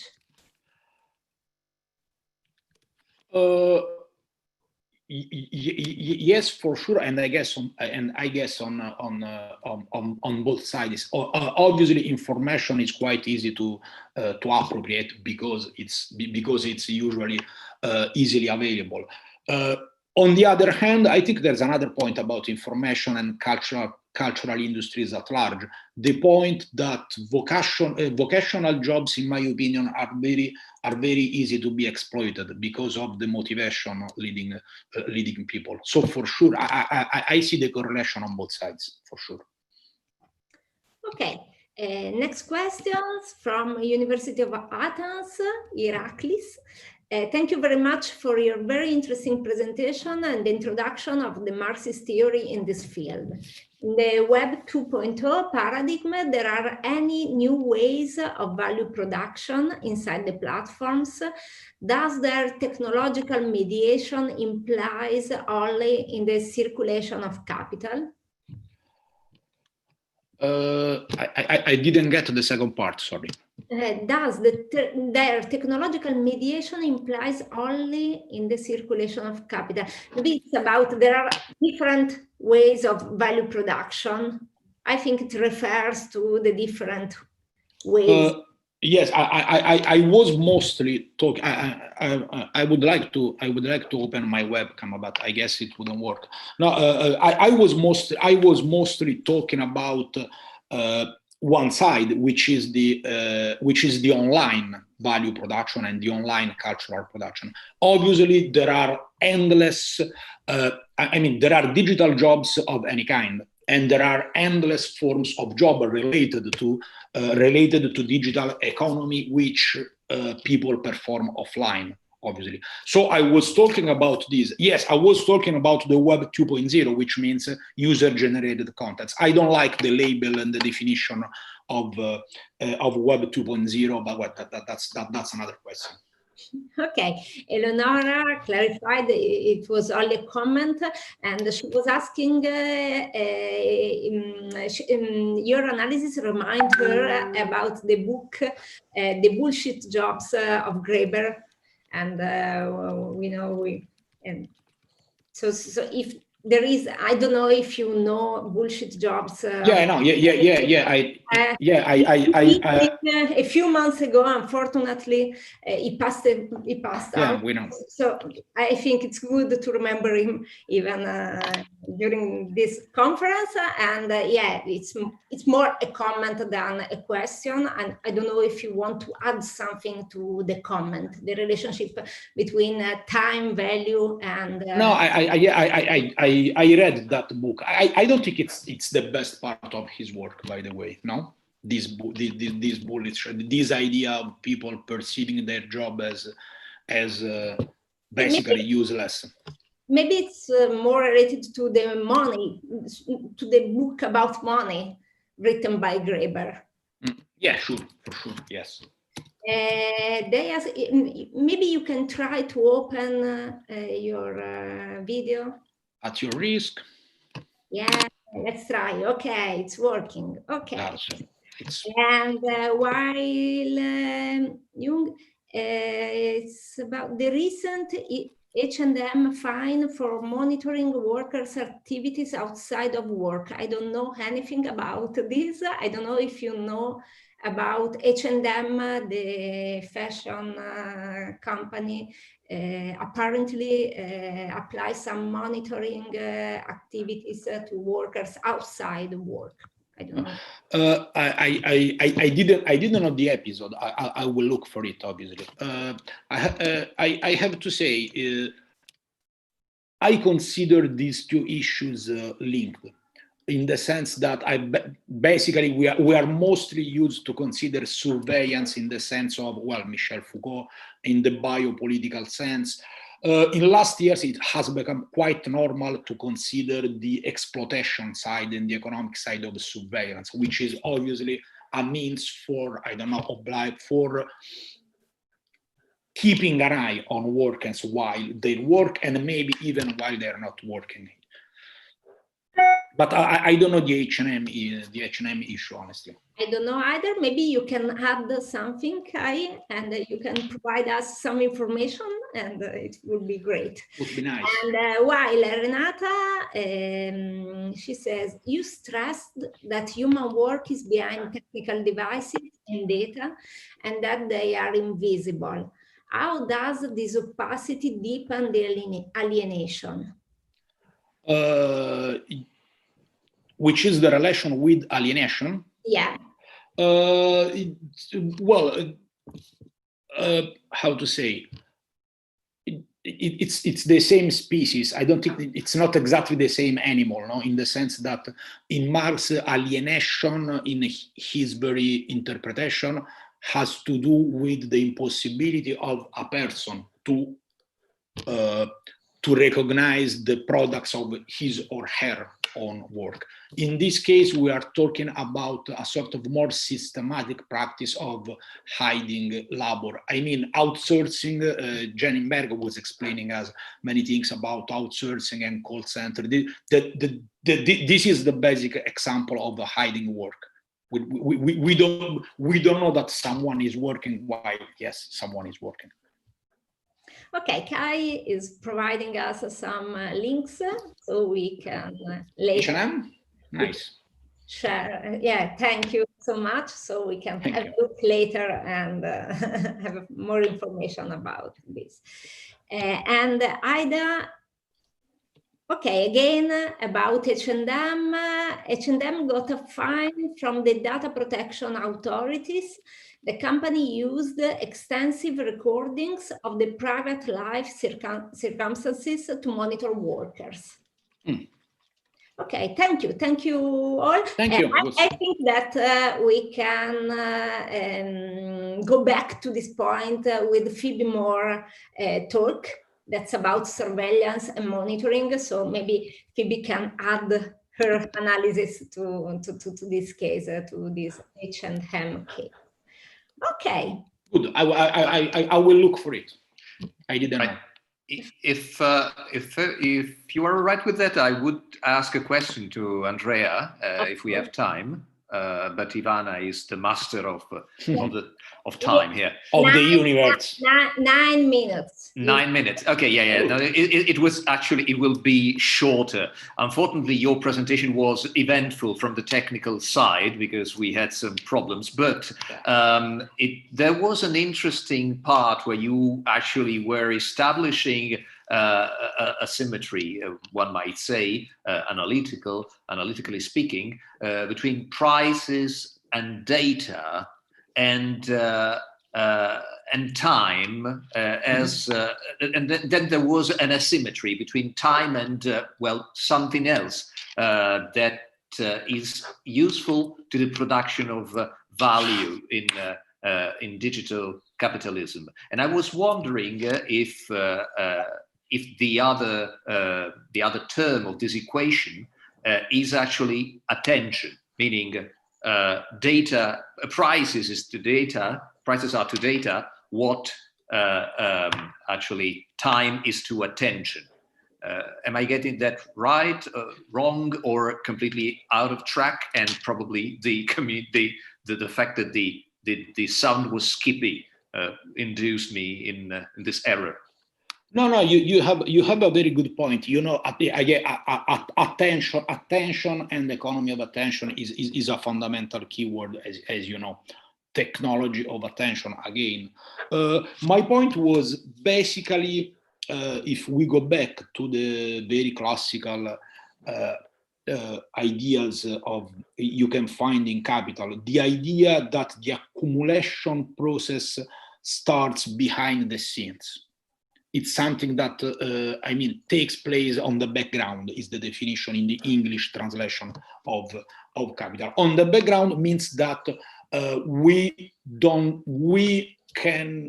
should not only look at the final product, but we should consider the process, which usually is more difficult to detect.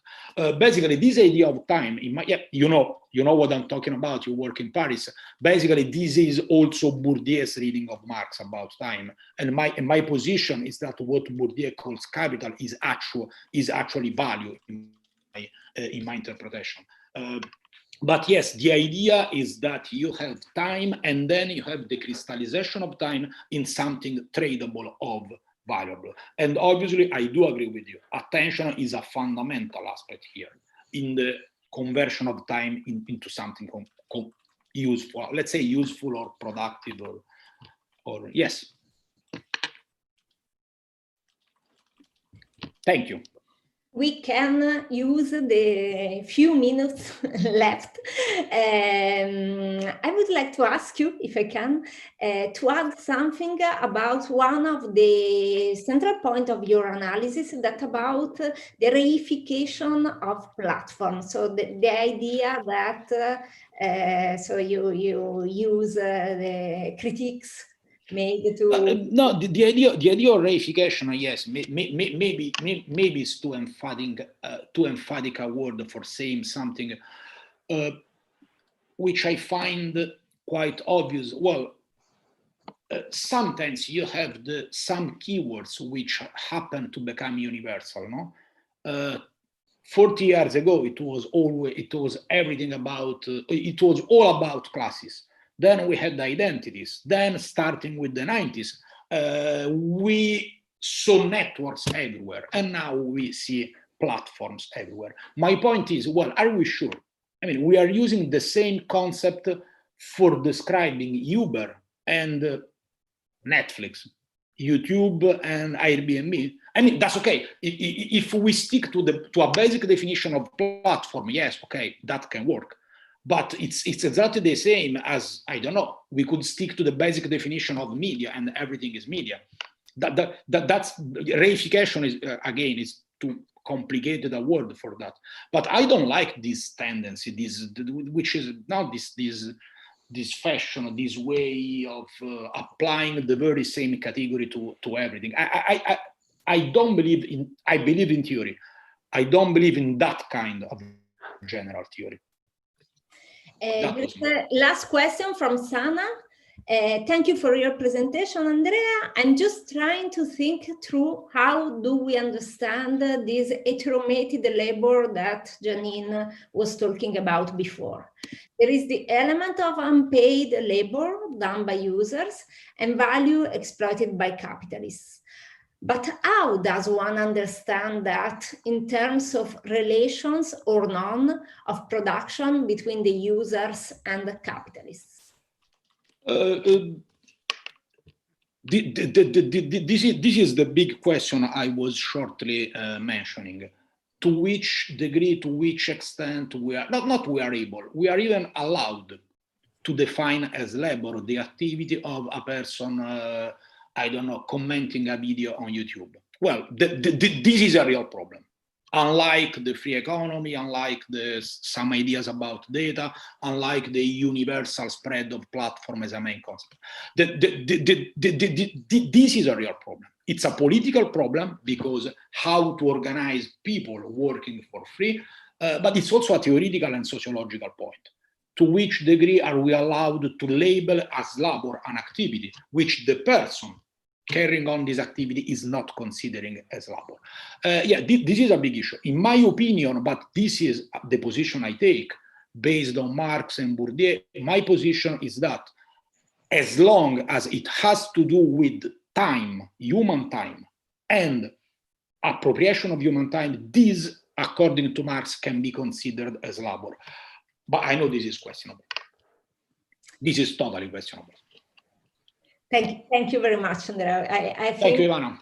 Our time is over, and thank you also for introducing our next speakers that I think can answer some of your points. I think so.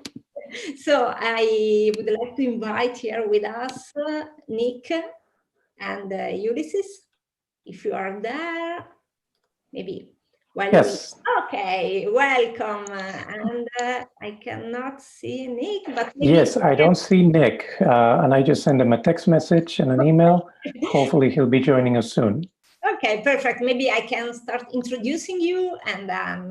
Yes, and I can start the presentation until he catches up. No worries. Okay, thank you. So your topic, the title of your speech is Data Colonialism, Big Data and Contemporary Subjectivity. So Nick Coldry is a sociologist of media and culture. He's professor on media communication and social theory at the London School of Economics and a faculty associated at Harvard Center for Internet and Society. Ulysses is professor, I don't know how to pronounce your surname, please help me. Mejias. Mejias. Thank you so much. He's professor of communication studies and director of the Institute for Global Engagement at the State University of New York. So together, they recently wrote the book already quoted by Andrea. The title of the book is The Cost of Connection, How Data is Colonizing Human Life and Appropriating, appropriating it for capitalism, published by Stanford University Press, where they introduce the idea of data colonialism. So their main argument is that as historical colonialism provided the essential precondition for the emergence of industrial capitalism, data colonialism will provide the precondition for a new stage of capitalism. But above all, I think that they will make it clear once for all why data are not the new oil. Welcome. Welcome, Nick. You have a double identity, but I can see it's you. You have the same profile. The name is the same as Ulysses, but we know it's you.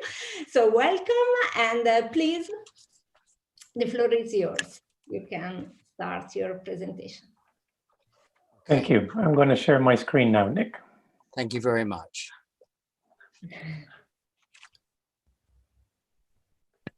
Okay. Well, we're delighted to have this chance to take part in today's conference, and we're going to give you some insights into our book, The Cost of Connection, and use that as a way of providing hopefully an interesting new insight on broader questions around the future and the meaning, the moral predicament of artificial intelligence. Let's just start with 3 quotations, which maybe give us a sense of the different takes one might take on the meaning of artificial intelligence. We'll start with the quotation, which is really part of the standard corporate discourse about the promise of artificial intelligence, which we take from a recent strategy document by the European Commission, a European Strategy for Data, which emerged, as many of you know, in February this year, where in passing, they say that data is the lifeblood of economic development. A very standard statement that big data, the collection of data through artificial intelligence and machine learning, opens up new futures for the economy, new futures for human knowledge. This is the standard positive boosterish vision of the role of artificial intelligence in today's economies and today's world. I want to contrast that with 2 very different perspectives, which suggest that something is missing in this bland corporate approach to artificial intelligence. One comes, the next, if you could put that on, Ulysses, from a very recent book, which many of you know, by Stuart Russell, Human Compatible, where Stuart Russell is very troubled by the implications of artificial intelligence, which will, in ways we will cease to be able to control as human beings, have massive control over our future as human beings. As Stuart Russell writes, for future machines with much greater understanding of human psychology, beliefs, and motivations than human beings have, it should be relatively easy to gradually guide us in directions that increase the degree of satisfaction of the machine's objectives. So the risk of artificial intelligence in this vision of one of the leading components of artificial intelligence, one of the writers of the leading textbooks in the field, is that we are releasing into the world of humans a force that will control humans. And he links at one point in his book to the vision of another very important thinker about computing from 70 years before, Norbert Wiener. He doesn't quote this particular passage that we are quoting from the preface to Wiener's famous book, Cybernetics, but it's a particularly interesting one, a preface written actually in Mexico City, rather interestingly, where Wiener makes a comparison with the threat of the atomic bomb to another threat, which he says he has been thinking about in the very same period of history, the mid to late 1940s, the threat from a fully connected computing infrastructure of social life. We are here, Wiener writes, in the presence of a social potentiality of unheard of importance for good and for evil. So our simple question is, why was Wiener's prediction, his fear, his anxiety, his moral concern, why was that ignored for virtually 70 years until Russell had to remind us of it in a book published just last year? Okay, a little detour. Thou shalt not make a machine in the likeness of a human mind, we are told by the Orange Catholic Bible. Those of you who are not science fiction geeks might not recognize the reference to Dune by Frank Herbert. So the concept of an intelligence that is not human, but that can match or even surpass our intelligence is deeply submerged in our consciousness. And so is the fear of that intelligence, as Dune illustrates. This novel, I think, is also relevant to our discussion today because it can be read as an allegory for extractivism. If we replace the precious spice with, say, silicon, sand, or oil, Frank Herbert's story becomes even more prescient. And so in a way, I think we're living in the worst of both worlds. A universe, unlike Dune, where AI is becoming more powerful by the minute. But also a universe like Dune, which is founded on extractivism, and which in fact uses AI to extract value from human life, sometimes to make decisions about human life in a very dangerous way.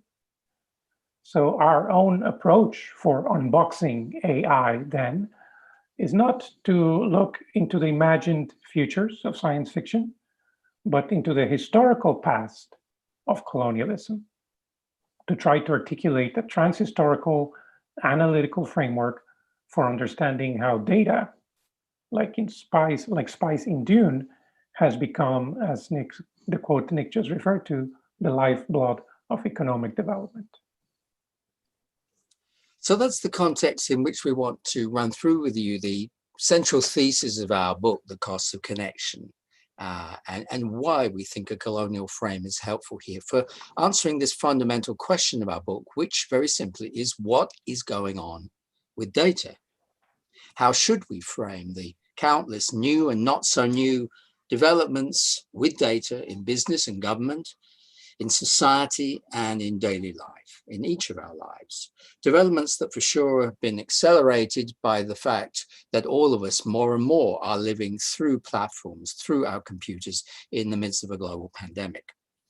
Now, there are many ideas on the table for thinking about what's going on with data.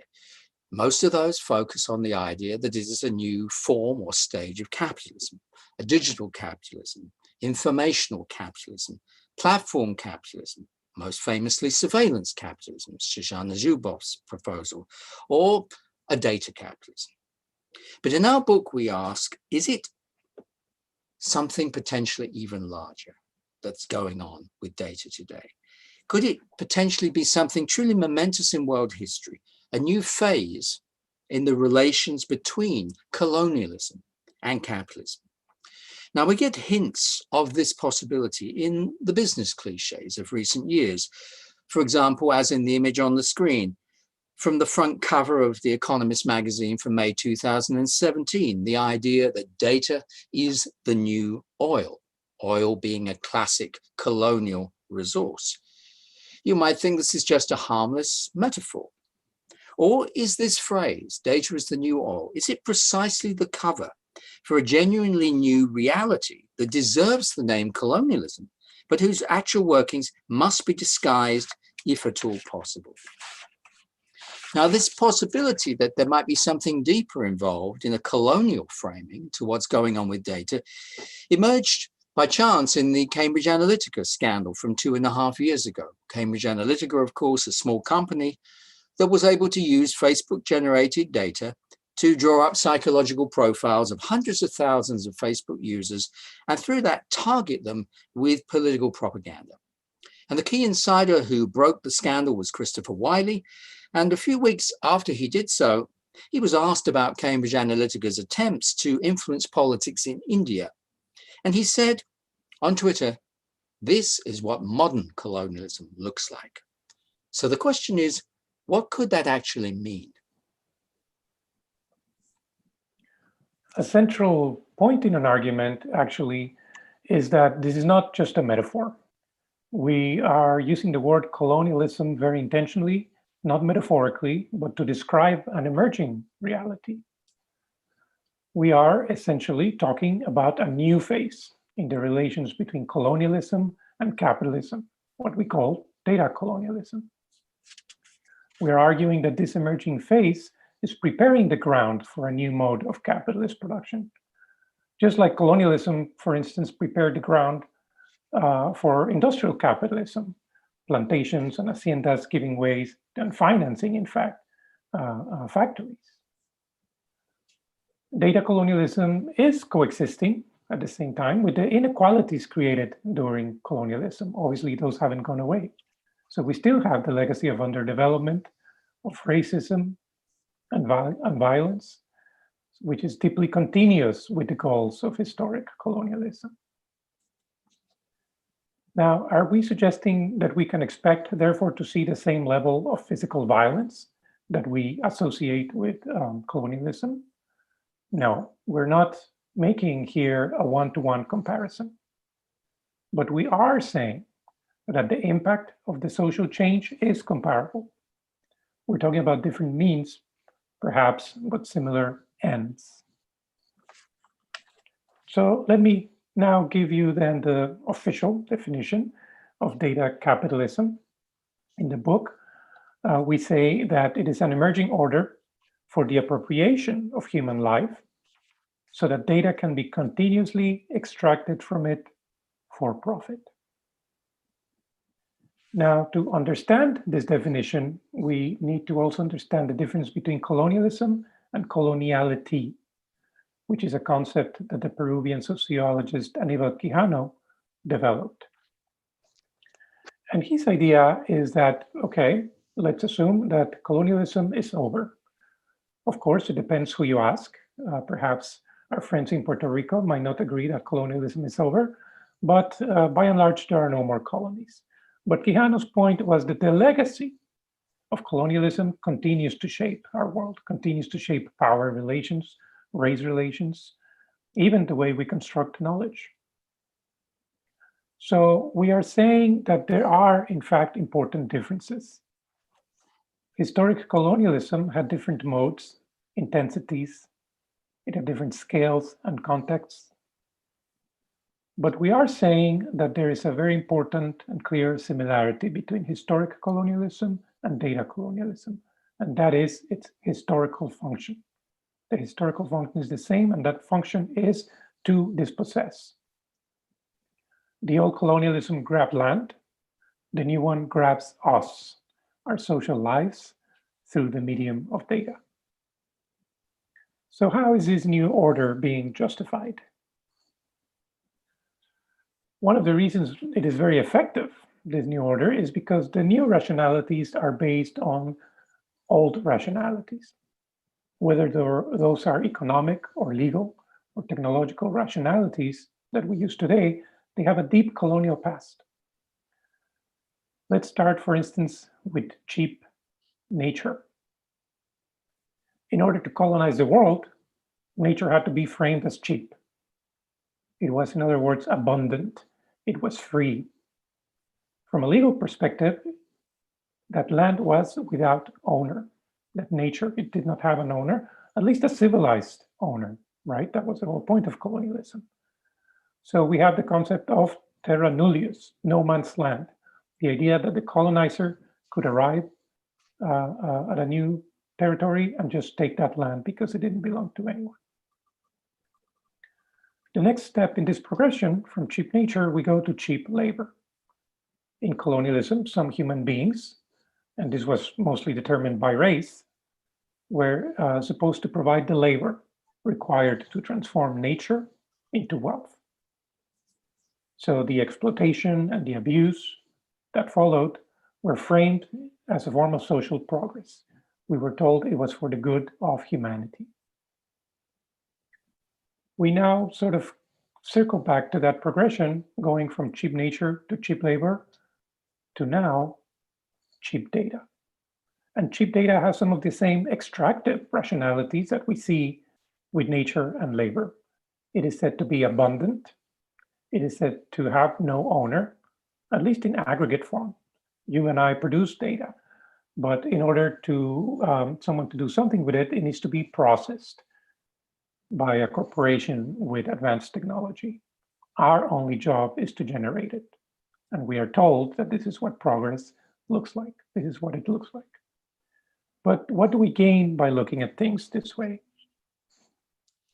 Yes, we recognize that it's a little uncomfortable. It's unsettling to compare with what's going on with data in both the global north and the global south to colonialism. So what overall are the advantages as we see it of this approach? Well, there are basically two types of advantage, advantages of scope and advantages of depth. Let's start with advantages of scope.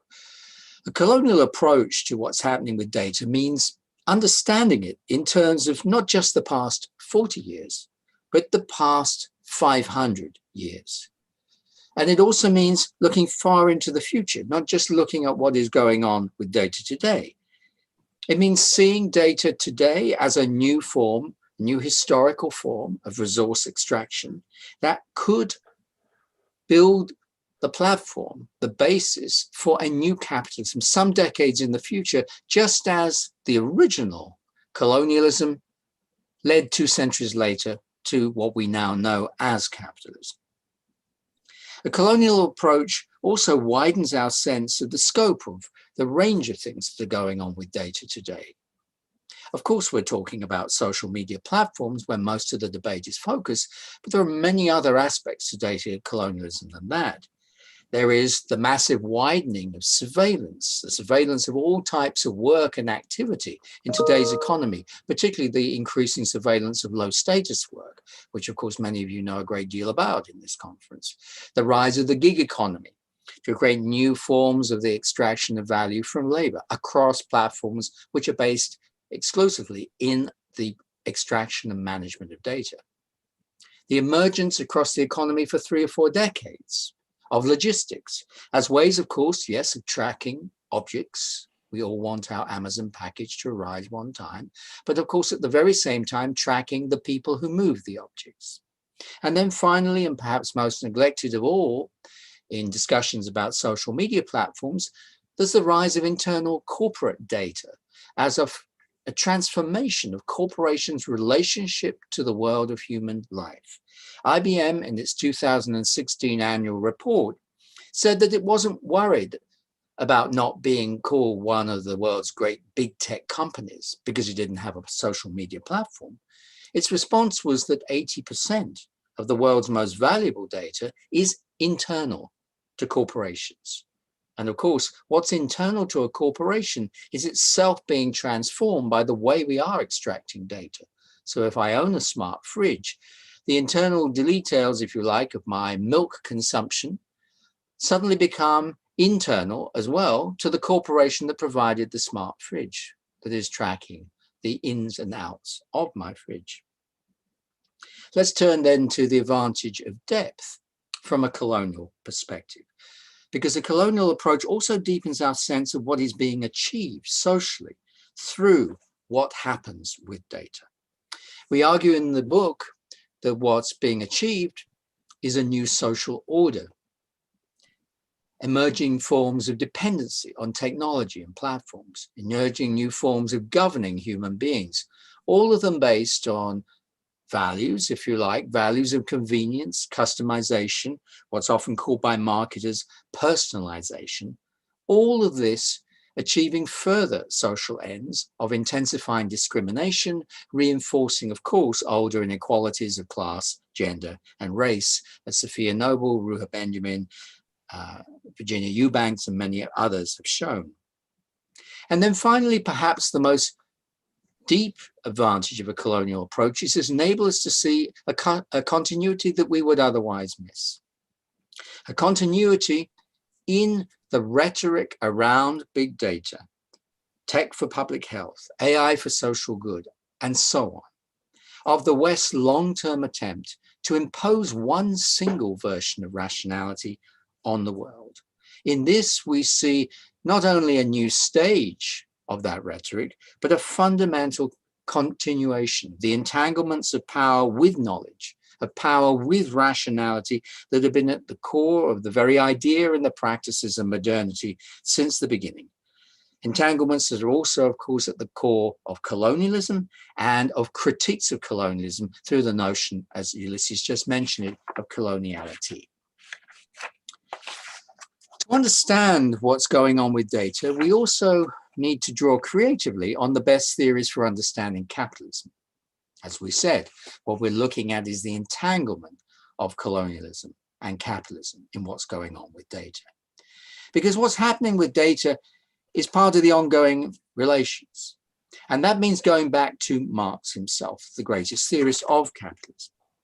Labor relations were for Marx, of course, the engine for reproducing capitalism as a social phenomenon. Obviously, that's still important, as you know, above all in this conference, because labor relations are increasingly being datafied. But this emerging social order that we argue data colonialism is making possible cannot be understood primarily through labor relations, or at least not only through them. Its scope goes much wider. The reason for that is simple. We know we are part of the social order of data colonialism, even in those moments where we are certain at last we are no longer working, when we are relaxing with our families at a meal, exchanging nice photographs of what we've just done with our friends, and so on across social media platforms. And yet at the very same time, we know value is potentially being extracted from us in the form of data. We are not working, and yet value is being generated. To understand that possibility, we need to extend Marx's own theory of the social reproduction of capitalism and add a new concept, not just labor relations, but data relations, which we define in the book as ways of reproducing social life and configuring social interactions so as to optimize the extraction of data for profit. And as a footnote, we're able to make that move by drawing on the work of the late Marxist thinker, Moshe Postone, who argued that even in Marx's own work, the fundamental driver of capitalism is not labor relations, it's not even commodification itself, but it's something internal to commodification, the abstracting force that makes the commodity possible. The possibility that life processes in one form or another can be converted into things, into abstractions for value. And that, we argue, is the core of datafication, is the core move of the appropriation of data colonialism. As a result, through datafication, ordinary social life can, for the first time, become a direct factor of capitalist production, just as happened with seeds and manure in Marx's own example, when agriculture was turned into capitalistic forms. And the result of all this is to annex human life to capitalism, so that it becomes, in all its variety, in all its uncertainty and flow, a direct input and directly subject to continuous monitoring and influence in a way, although we don't have time to develop this much in this talk, has fundamental impacts for the very basis of freedom. because it threatens the space of the self. And we all know on a daily basis how this happens. Every time we accept the terms and conditions of an app on our phone, or the terms and conditions of a platform, or of a smart device, we fall back into the spiral of data relations. And of course, usually we do so quite peacefully. And that leads to a crucial and very interesting point.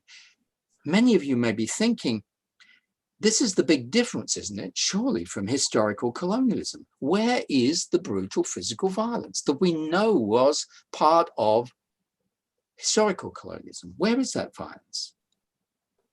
But of course, historical colonialism was built on no prior social relations. So there were only two alternatives for those who wanted to grab the gold: brutal violence or deception.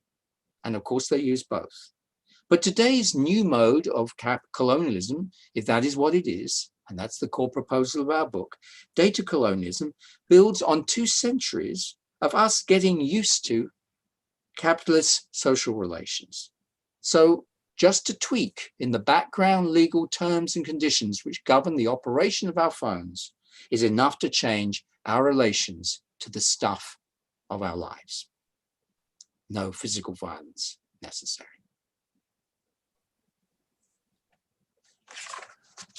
Let's talk more specifically about this coloniality of data relations. And in the book, we conduct basically various transhistorical comparisons using the past to understand the coloniality of data relations in the present. And we organize these comparisons using the same 4X game plan model that people use when playing strategy video games.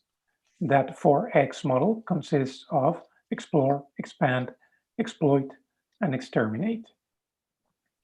This is the same game plan you apply, for instance, when you play the video game shown here in the background, which is part of the Civilization series, the one that specifically has to do with colonialism.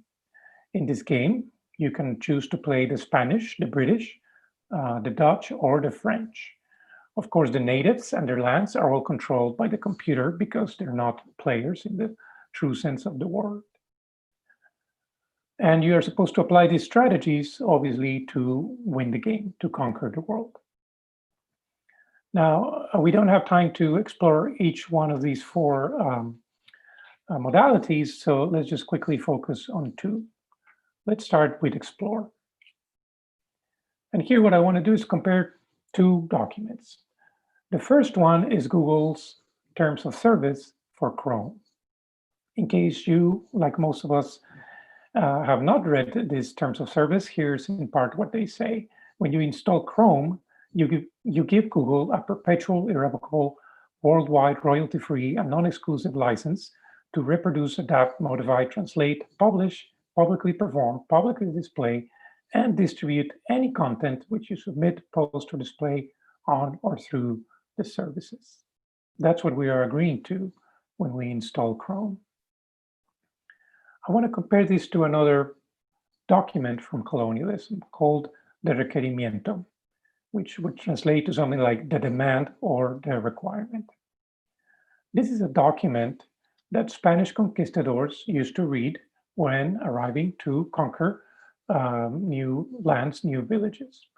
They would sometimes arrive in the middle of the night, under the cover of darkness, stand outside of the village, and proceed to read this document in Spanish to a population that did not speak Spanish. The document read in part, "But if you do not submit to the rule of Spain, I certify to you, with the help of God, we shall powerfully enter into your country and shall make war against you in all ways and manners that we can, and shall subject you to the yoke of obedience of the church and of their highnesses. We shall take you and your wives and your children, and shall make slaves of them, and as such shall sell and dispose of them as their highnesses may command. And we shall take away your goods, and shall do all the mischief and damage that we can." That's the Spanish requerimiento. Please click accept and install over there. Now, we're not saying that what happened after the requiremento was read is the same thing that's happening now after we install Google Chrome. But here, I think we want to call attention to the use of misleading and abstract language to conduct this trick of dispossession. What about another modality here, exterminate? Now, we already know that artificial intelligence fueled by our data is being used to make life and death decisions, although the impact of these decisions are sometimes difficult to see. So in general, we argue that data colonialism exerts violence at two levels. The first one is the symbolic level. Data colonialism exterminates alternative ways and alternative forms of thinking and of being. But of course, it continues to operate at a physical level. Data colonialism continues the legacy of racist, sexist, environmental, and class violence. Now, there are many examples we could discuss, but a recent one in this is the case of hospitals in the US using algorithms that it turns out discriminated against Black people.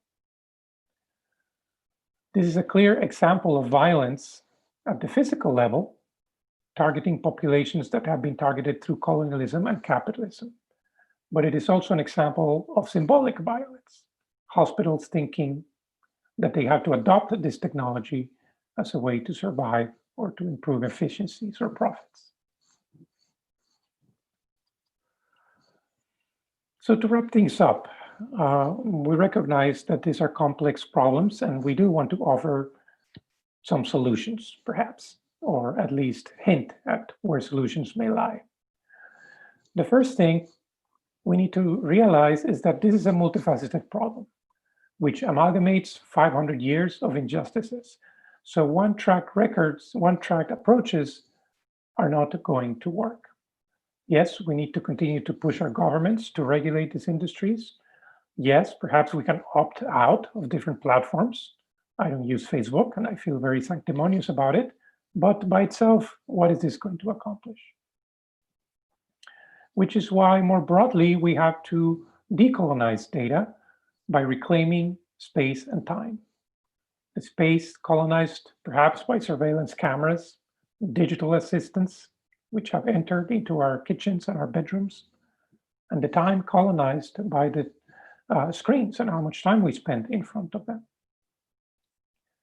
We have, therefore, to reject data collection and extraction for profit as a universal rationality, as a goal that supposedly benefits all of humanity. There are many people already engaged in this critique. So we could, for example, see the proposal for a decolonial AI. So we need to form alliances with these initiatives. So speaking of alliances, we argue that those alliances need to extend beyond academic circles and beyond the global north, perhaps. We have two experiments at the moment. The Tierra Común network, which Nick, Paula Quijano, and myself started, as well as a proposal for a non-aligned technologies movement. Just as the original non-aligned movement offered a choice during the Cold War between capitalism and communism, we think the non-aligned technologies movement can offer a choice between the profit-based mode or model of Silicon Valley and the control-based model of the Chinese Communist Party. Lastly, we believe we can learn from decolonial struggles. Some people have centuries of experience basically standing up to colonialism. We can learn how these struggles reappropriated technology, reconceptualized common knowledge, and built new forms of solidarity, all by using a very important weapon against colonialism. And that weapon is imagination. Unboxing AI and decolonizing data are primarily, we feel, exercises in creativity. Collectively imagining what new forms of connection and intelligence look like.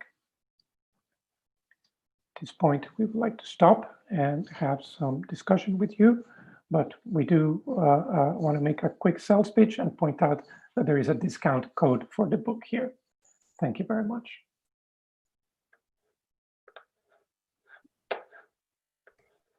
Thank you very much. We already have 2 comments and questions, so maybe I can read it immediately. The first one is from Fidelia. Thank you so much for this very interesting presentation and for the rapprochement between data ecology and colonialism. It's the first time I see both being so well articulated. Do you see how your research can benefit the current physical movement to fight racism like Black Lives Matter worldwide? I think it will be more effective if the fight against racism and discriminations on the ground are coupled with this type of analysis that racism and colonialism are not only enacted in the physical space, streets, police violence, jobs, etc., but also on the cyberspace via the data economy. How can these 2 causes or awareness be joined together for more effectiveness in combating this new order of data colonialism and the forms of physical racism? I think that Fidelia wrote the comment before your analysis about racism, but maybe you can add something on this point. Ulysses, do you want to start on this one? Why don't you get started, Nick? Okay. Well, this is a fundamental point. Thank you, Fidelia, for making this point. It goes to the very core of what we're trying to do by insisting that it's not enough to understand what is going on with data, as most scholars have done until now, in terms just of capitalism. Of course, this is about the continued development of capitalism, but we also need to see capitalism in the longer term history of colonialism. And that's been a battle for Marxists and other scholars, critics of Marxism scholars for centuries, for at least a century, to say it was only because of the land grab, which was colonialism, that you had even the possibility of reorganizing the world's resources around one pole, which was Europe, which was the center of the emergence of industrial capitalism. So it's essential to have that longer term history. But at the same time, we also need to relate what's going on in terms of the exploitation of data to the reproduction of race, as well as class, gender, and other forms of power. And we very much in the book want to make connections with the brilliant work being done on those specific struggles as they're happening through data, the work of Sophia Noble that I mentioned in passing, and so on. And we, just a few months ago, we did a combined talk with Sophia Noble herself to discuss these possibilities. And absolutely, we need to foreground them in thinking about the long-term implications of a colonial frame for understanding what is going on with data, however uncomfortable and difficult that is. Yes, I would just add 2 quick examples because I think this is a very good point. And in fact, we already see social movements applying or thinking about these issues in this way. Of course, my examples are from the United States, but groups such as Black Lives Matter and others have been very interested in how, for instance, the police are using surveillance technology, including facial recognition algorithms, and are trying to do something about that. Another quick example is how some Latina groups, also here in the United States, are launching a campaign to stop funding ICE, the immigration authority in the United States that deports migrants.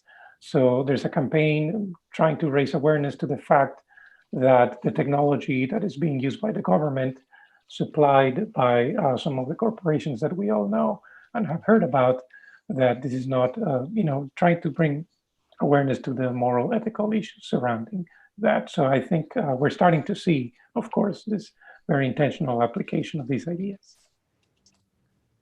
We have a lot of questions and a couple of hands raises. So maybe we should start by Julian. Maybe you can open your mic and. Okay. Yes. Hello. Hi. Well, first of all, thank you very much for your presentation.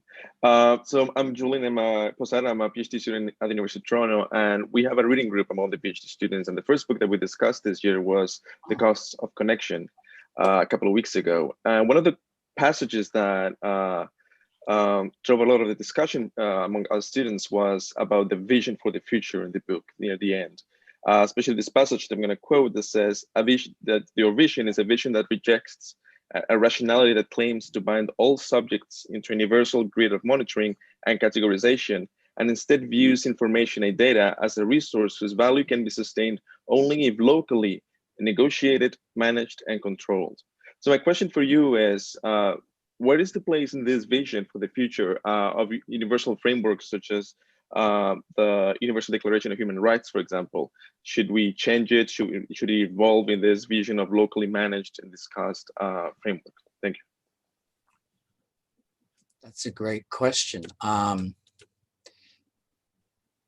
We could both start on all these questions, so we never know who's going to start. Go ahead, Nick. All right. I'll say something here because it's something we've been thinking about in relation to health. We've been doing some work with a commission for the World Health Organization around health futures. And we've been looking at human rights there in relation to an area where on the face of it, we probably all would agree, we want data. We want data about the pandemic, about curing cancer. It needs to be gathered on a large scale. On the face of it, that seems to be the most difficult case for the principle we're arguing for local determination of data gathering.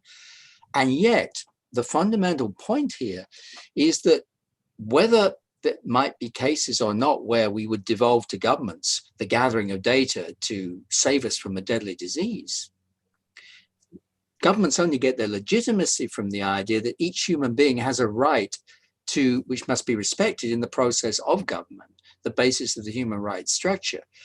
There's not much at the moment in the Universal Declaration of Human Rights to help us here. There are some hints, particularly in European interpretations on the human right to self-determination in German courts and elsewhere, which lie behind the GDPR, which suggests a certain reading of the fundamental basis of the Universal Declaration of Human Rights, which would challenge the idea that each of us is just exposed to universal data collection. But more work needs to be done to get that clear on a legal basis.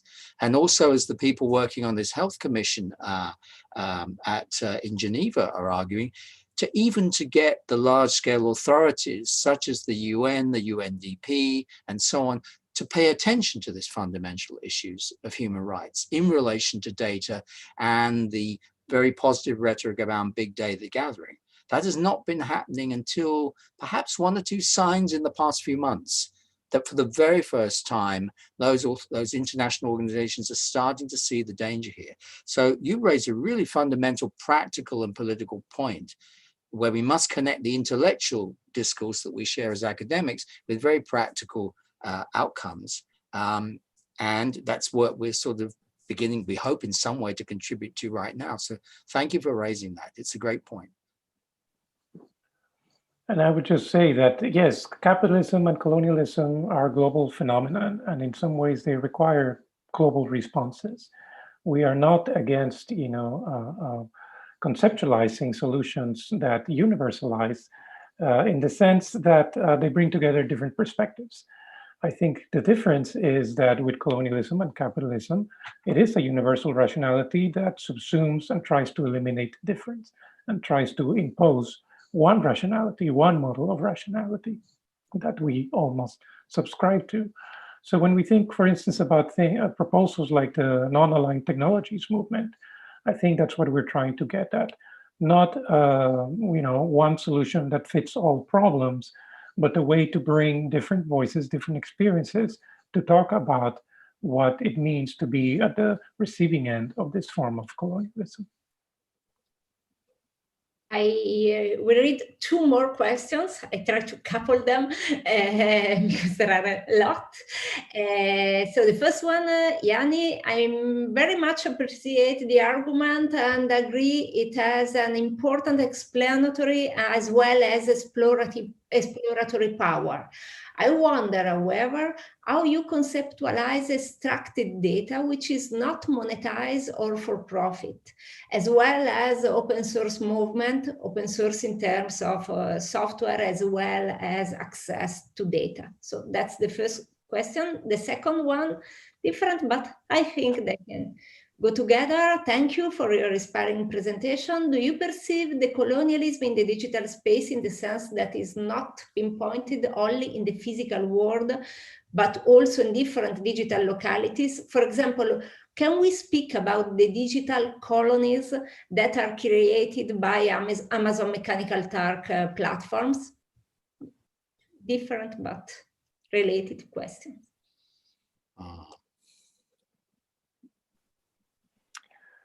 Well, I can mix it up a little bit. I'll start this time.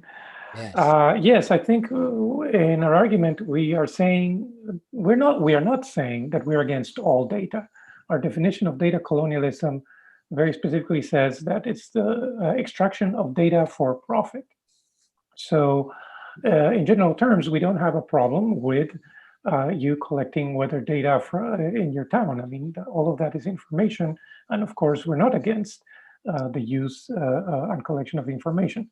So it has to be put in this context of the colonial capitalist order, which means, of course, in theory, we're not against things like open source, although we do want to question whether, in fact, some of those solutions go far enough.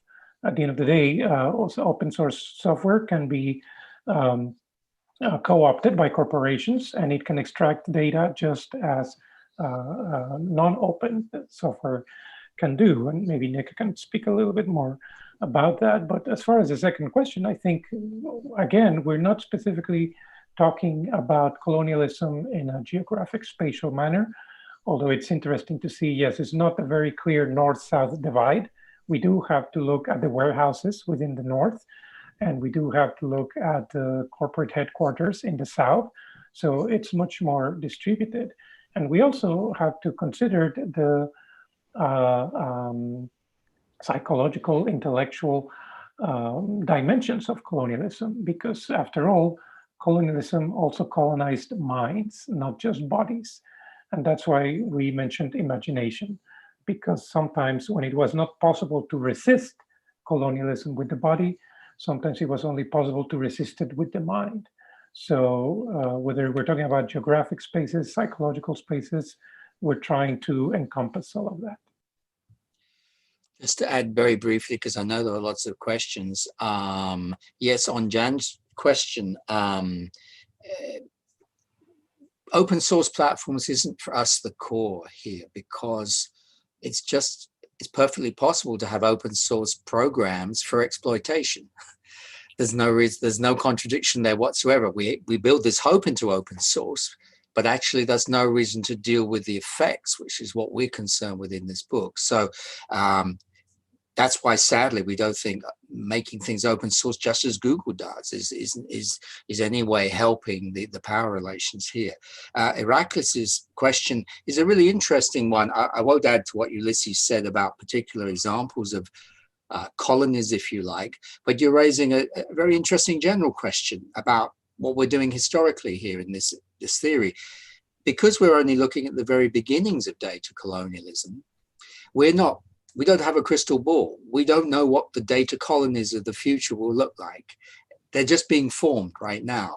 As you say, one might be an area like Amazon work, this level of micro work that supports the working of artificial intelligence. It is profoundly constrained and violent in the way it operates. Another might be the way that types of work, such as domestic service or various forms of service work, are entirely manipulated through apps and other platforms which manage the body of the worker through space. These are colonized spaces too. These are being formed this decade, the next decade. We'll gradually get a sense of where the colonies are and where the spaces of freedom are in this new social order. But thank you for raising that question.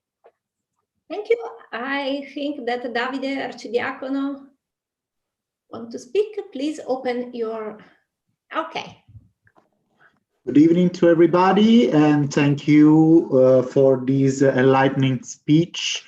I have simply a question about the recent pandemic emergency and how could be related to the big data issue. You explained that a big data issue is evolving, is accompanied by the sort of positive narrative, a positive imaginary about the potential benefit of using big data, for example, for making some specific strategic decision. And in the case of the pandemic emergency, we in theory have a lot of data. We have a lot of possibility to using data to make positive and effective strategic decision. But if we look at what happened during the pandemic, it seems that big data were unuseful to make positive strategic decisions. So this is my question. Maybe big data are a sort of bubble, something that can really do what they promise, like also in the analysis of Antonio about artificial intelligence, robot will not come, and we wait forever that they will produce something that is really an artificial intelligence. And in the same way as I asked, big data could really do what they promise in terms of potential positive benefits, social benefits for strategic decision. That's a great point. Well, maybe, shall I say something, Ulysses, on this one quickly? I mean, we obviously agree with you that the actual performance of big data, for example, in relation to the apps to track people, fall far short of the rhetoric.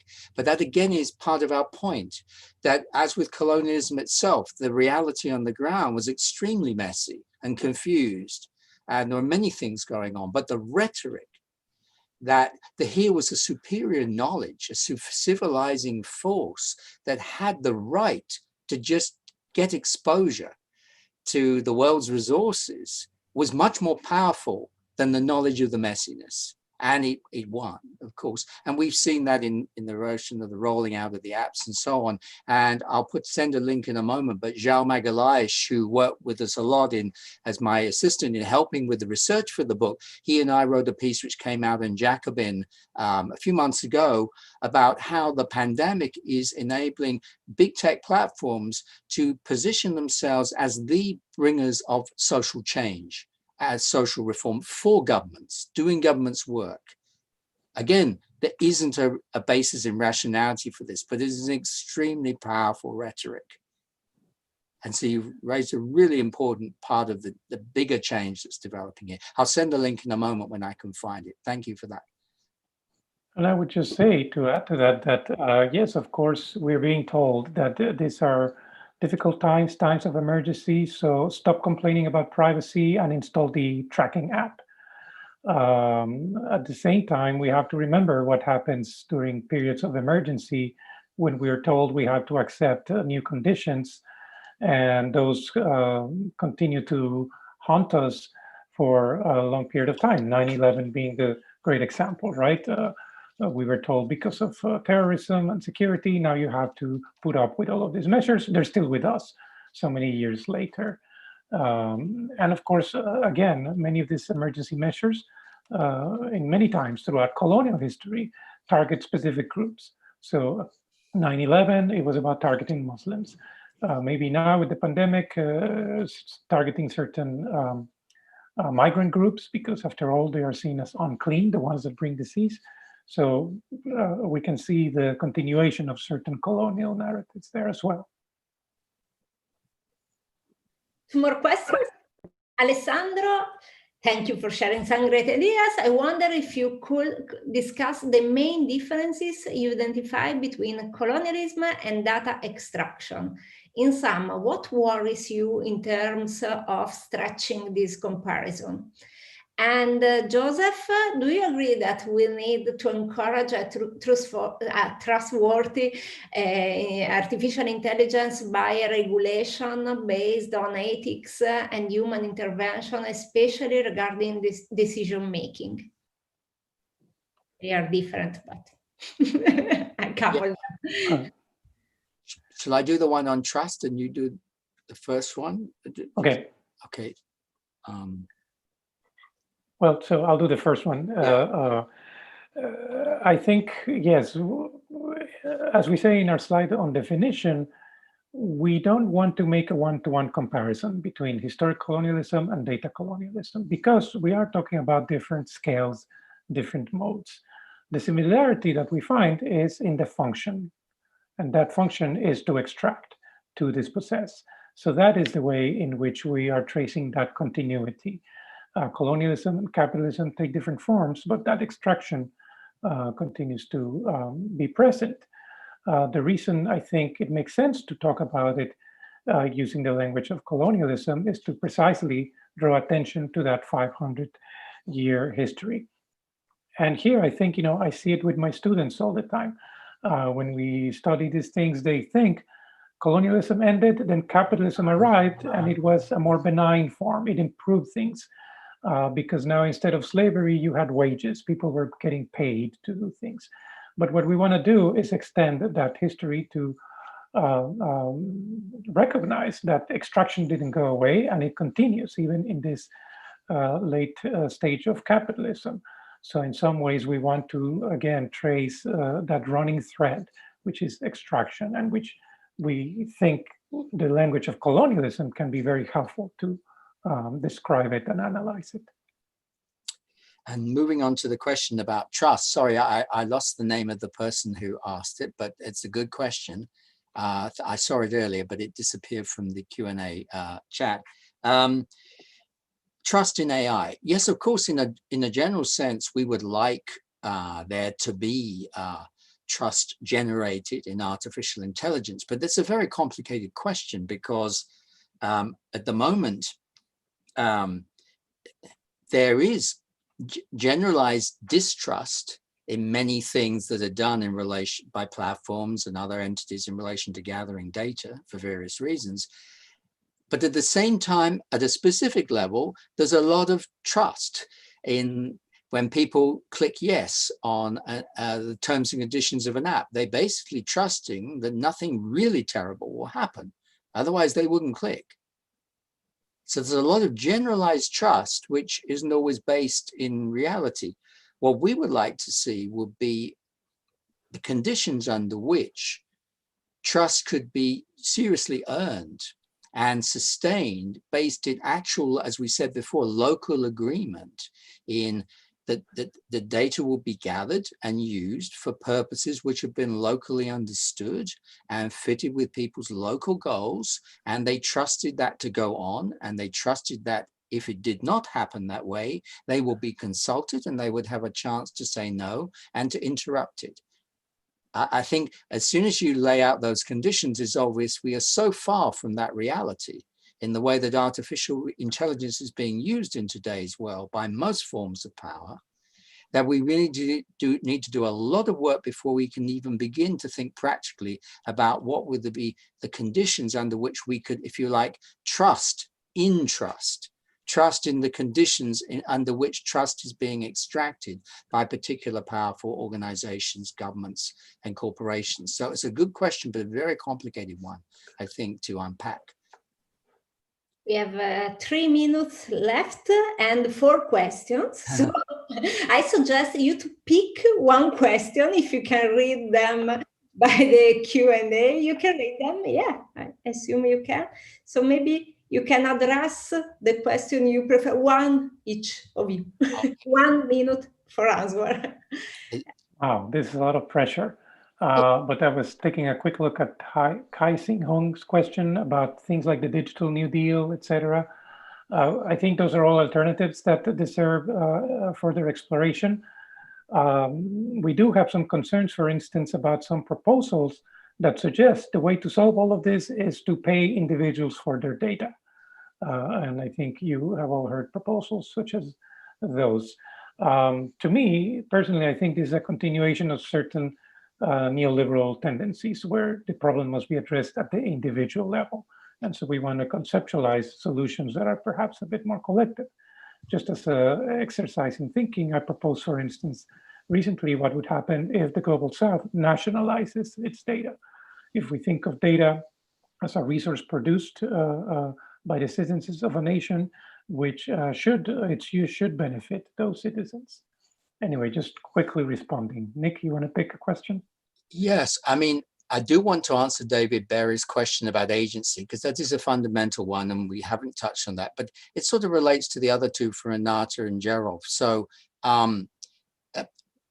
just to say briefly, we do not reject the idea that Renata's mentioning that data should become a common property. In fact, Ulysses has written an article on that topic potentially, that governments should affirm ownership of national data for collective social purposes as the beginning of a reform of how data is dealt with. So that is potentially an important point strategically, and we're certainly very open to think about that. And similarly, as Gerolf says, in relation to unions, unions can maybe take important roles in interrupting corporate data extraction to affirm ownership for the purpose of better negotiating what locally people will want to be done with their data. That's not to say in the long term, we will want unions gathering private data about us any more than anyone else. But this may be tactically an important thing to do. And this illustrates the point about agency. I mean, obviously, David, we just had a brief period to give the core of our argument. Agency is a very fundamental part of our argument because, as we said, we're talking about a social order.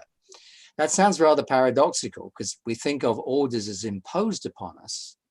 But our concept of a social order derives from Norbert Elias, which is something that each member of a social space reproduces through what they do in interaction with each other. That's how orders are actually built up and stabilized. So agency is part of our concept of power from the beginning. And basically, if agency wasn't possible in relation to data colonialism, we wouldn't be possible to even to write this book and resist it at this point. As to who are the colonizers and colonized, that is extremely complicated because this is emerging at this stage, and we don't hide that in the book. Just as in 1500, no one exactly knew what was going on. And it took about 40, 50 years to work out what was going on in terms of the violence and where it was heading. Things are messy right now. That doesn't mean to say something isn't fundamentally changing. That's our proposal. Thank you. My fault, I lost Gabriel question, so it's my fault. So Gabriel, please, the very last question and very brief question and brief answer, please, Gabriel. Sure. Thank you so much, Ivana. Thank you so much, Ulises and Nick. That was really great. My question, I'll summarize it very briefly. I really like this idea that you propose about the need for creativity and imagination, because I think a lot of this colonization happens also in the level of what we can think, right? I mean, people are already accepting those solutions as the only solution possible to some extent as part of this colonization of data and what data is and can do. So you spoke a bit about some of the initiatives that are involved right now in trying to think about more imaginative and creative solutions.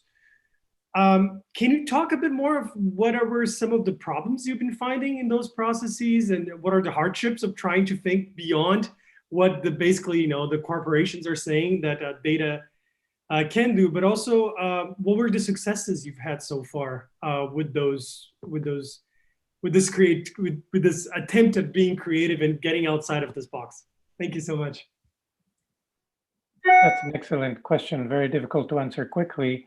But yes, I think we fully agree that colonialism colonizes minds, not just bodies. So even to think of alternatives, it's a difficult process. That's why Ashish Nandi, post-colonial scholar in India, called this process a very intimate enemy. The colonizer was a very intimate enemy because he's inside your head. How do we decolonize? That is a huge question. I don't know, Nick, if you want to add something quickly, because I know we're out of time. No, I think this is the fundamental question, imagination. The book is an act of imagination. In the darkest times of any history, there is no other resource left to human beings but to imagine their life can be other than what it is. So we have to start there. But that's only the beginning, of course. But it is the necessary beginning. So thanks for emphasizing that. Yeah.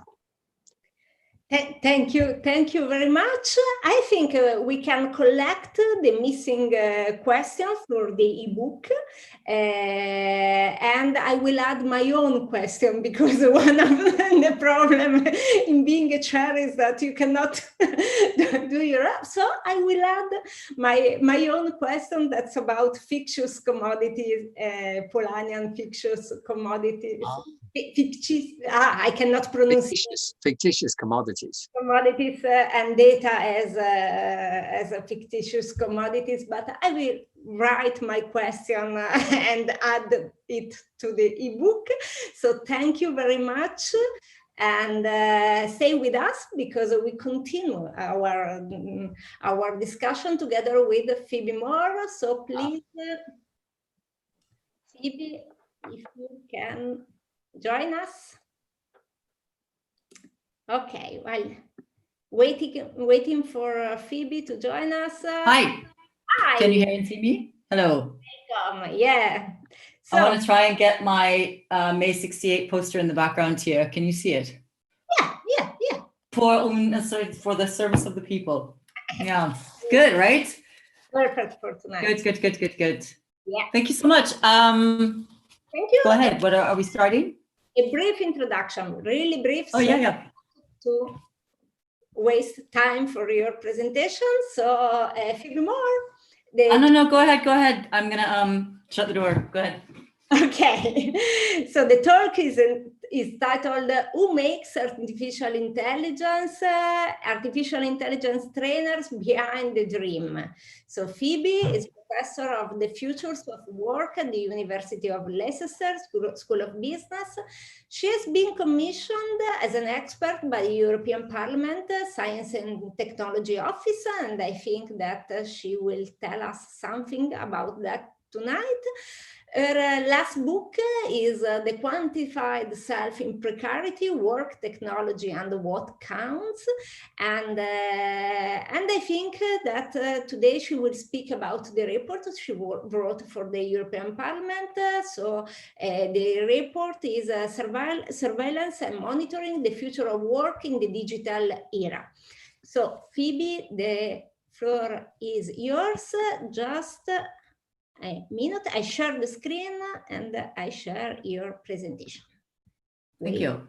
And you can hear me okay? Everything's okay? Yeah. I think so. Wait a minute, and I think I can do it. Yes. It's not the right slide, but now I change it. Oh, fantastic. Yeah. Too many. Open. Okay. Lot of windows open. I can sympathize. Okay, here we are. So, okay. So you see me and the slides. Okay. Okay. How's that for form? Thank you so much, Ivana. I want to just start off by thanking Antonio, Eleanor, and yourself and your team for putting together such an excellent series of talks and days on such an important topic, and for inviting me to speak today. So there are several iterations of digitalization and semi-automation of management practices over time. And some of these have been referred to in some of the talks today too. So while monitoring and tracking of work and workers occurred in an analog form, probably even before scientific management, contemporary discussions really ignited in the 1980s.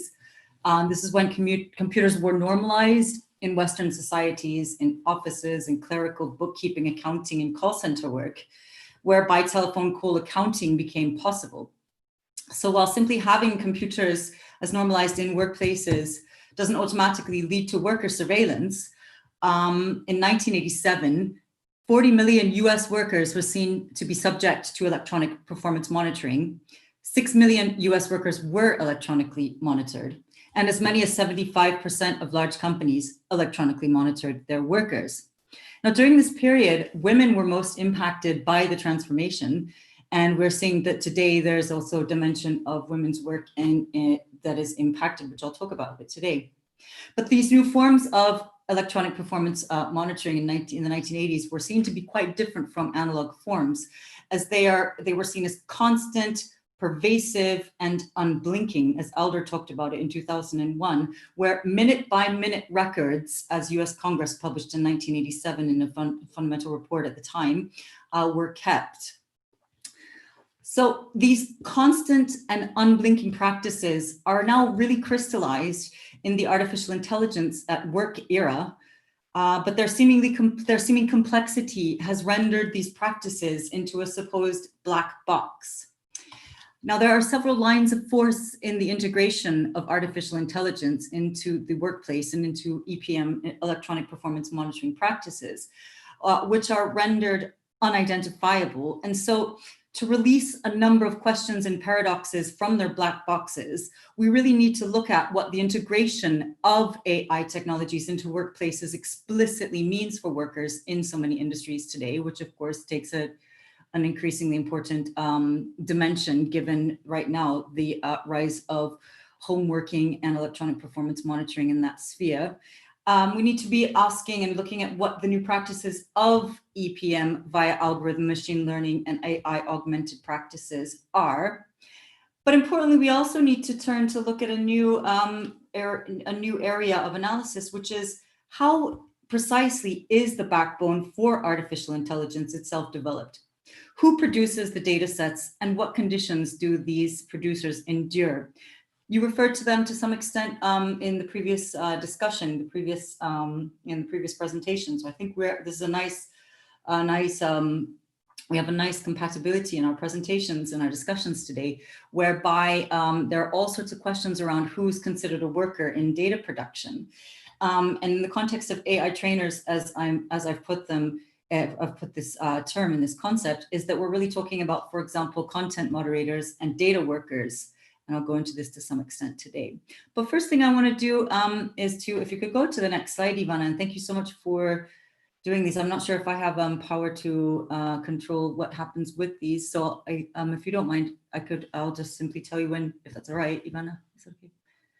Thank you so much. Okay, so basically the questions I've been asking in a range of research projects, and I've put some of the images up here that reflect those, including for the International Labour Organization, for the European Union Safety and Health Agency, for the Rosa Luxemburg Stiftung, as well as right now for European Parliament Science and Technology panel, as well as the other academic work that surrounds this, that have relevance for the terms of reference for the conference today, is the following questions. What's at stake when workplace decision-making is potentially fully automated via artificial intelligence and then rendered beyond human comprehension? And in that context, what are the changes for the employment relationship? For example, how can consent for data collection be achieved?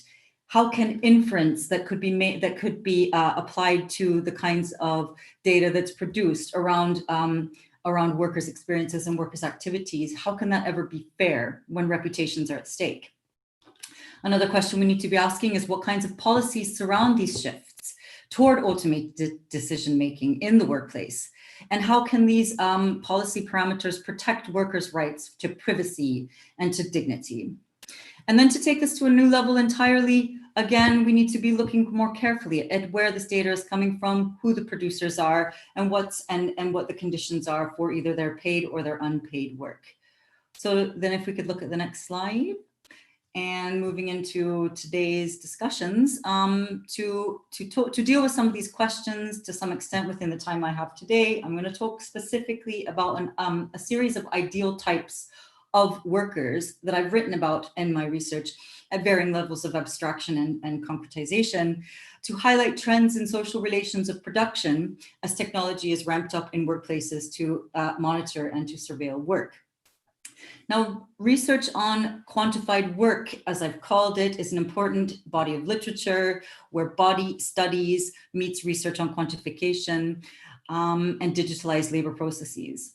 The data subject, in fact, is the key actor in the quantified workplace, and I'll discuss some of the surrounding issues that she faces in a minute. The concept then that I've put forward here to talk about the AI trainer is kind of a fruition of some of the work and the ideas that I've been developing by virtue of looking at subjectification processes that create these kinds of ideal types of workers, where I see technological augmentation and interventions into work's measure, where workers' bodies and the workplace itself are becoming increasingly a site for transformation, subjectification, and potentially struggle with digitalized interventions. So while some of my critiques have started potentially in my Body and Society article, which is the sister journal for Theory, Culture, and Society, here what I've really done is to build on the feminist research of such esteemed authors as Kylie Jarrett. We've got Stuart McEwen, we've got Crane, we've got Cherry's work on people analytics and unseen work, and others, where what I've done here is to analyze a trend in workplace quantification for agility, identifying the ways that work is both quantified and invisibilized through technologies, where workers are expected, in fact, to self-manage and to self-track it, for example, their own stress and the symptoms of stress and other wellness aspects through kinds of worn devices, wearable devices that provide the potential for gathering a whole new range of types of data around what I've called the autonomic self. So in that article, I focus on the self-management and self-discipline for agility as a work design concept, which has been popularized really since the early start of the century in digitalized working environments. And what I've claimed here is that what you find when wellness initiatives start to link technology at this level, which, as I said, collect and track certain new forms of data at a more intimate level. I claim, and link those with productivity, I claim this demonstrates a management recognition of, in fact, the qualified aspects of labor that operate at the level of the unseen and at the effective level, through and captured and monitored and tracked, where these forms of labor are usually unseen and in a sense even exploited if we're looking at that level. Where in fact, if management starts to gather information about these unseen and affective types of work, could it be that this is for remuneration, for kinds of recognition or kinds of liberatory potentials? And what I'm arguing here is that rather than that, when the sleeps, the steps, the heart rate, the very blood, sweat, and tears of a worker are measured and transformed into something seen, tangible, and otherwise identifiable, is this potentially is done not necessarily for remuneration or for recognition, but to predict, in fact, workers' collapse. So it's a critical point around forms of data collection and the transformations and the potentials for those. Now, while the project that I'm looking at, which is called the Quantified Workplace Project, which ran for the course of a year in the Netherlands, where workers were invited to wear certain devices to track other areas of work, quote unquote, that go outside of what is traditionally understood, and also their sleep and their heart rate and so on and so on. My point is to say that paired with the quantification of the more traditional worker forms, where if this is linked to the affective dimension, the intentions there are for an entire new type of work design analysis. Okay, so the difference there is that when we talk about this as a quantified worker, the difference between the quantified self, which is a movement emerging from Silicon Valley, whereby the worker, of course, is not a free agent like the quantified self would be in the context of the quantified self movement. The worker, of course, is subject to an employment relationship, which itself has its own hierarchy and which introduces significant complexity. So the extent to which a black box of technologically augmented, let's say, human resource decision-making that begins to inform this the way that this employment relationship can be understood and supposedly is impenetrable, this has to be weighed up against the absence of understandability. If we begin to then talk about AI augmentation of those forms of measure, which is what we're doing today, it has to be weighed up against the supposed absence of understandability, which is often assumed to exist within the materiality of the machine itself. So why don't we look at the workers' experiences and the black box that supposedly surrounds those? It is often the case, of course, that the algorithms, the algorithmic outcomes that machine learning data the machine learning the algorithms that are designed and the machine learning that comes out of those equations, it's often the case that the solutions and the answers in fact do surprise their designers. But I think the trustworthiness and the understandability when we're talking about AI doesn't necessarily stop with that, because what we're dealing with is not so much a black box in and of itself, but a set of contradictions which lie in what is exposed and what is obscured via metrics. So there are very specific choices around what is obscured and what is measured. And that will have explicit implications for the materiality of workers' everyday experiences. So for example, the title of my last book, where I ask what counts, is precisely this point, where what is not counted is often just as important, if not more important, about what is. So anytime data is produced about real-time working experiences and activities, as well as the more obscured and unseen labor, I argue that firstly, there's an abstraction of the human experience. Secondly, that there's a production of the data subject. Now, this is a form of what's also been called a data double, which is born, quote unquote, by virtue of data collection, processing, and storage, and the usage as it emerges. So there's a possible situation therein whereby the data subject can also lose an element of autonomy. They can lose possible privacy and dignity that again can also lend itself to shifting accountabilities. There's also the creation of the potential for analysis under specific human selected criteria, which are presented themselves as objective measures based on profiling, based on inference, and based on, of course, surveillance. And these things can lead to discrimination, structural violence, work intensification, and threats to safety and health, as I've written about these quite extensively for the EU OSHA and for the ILO.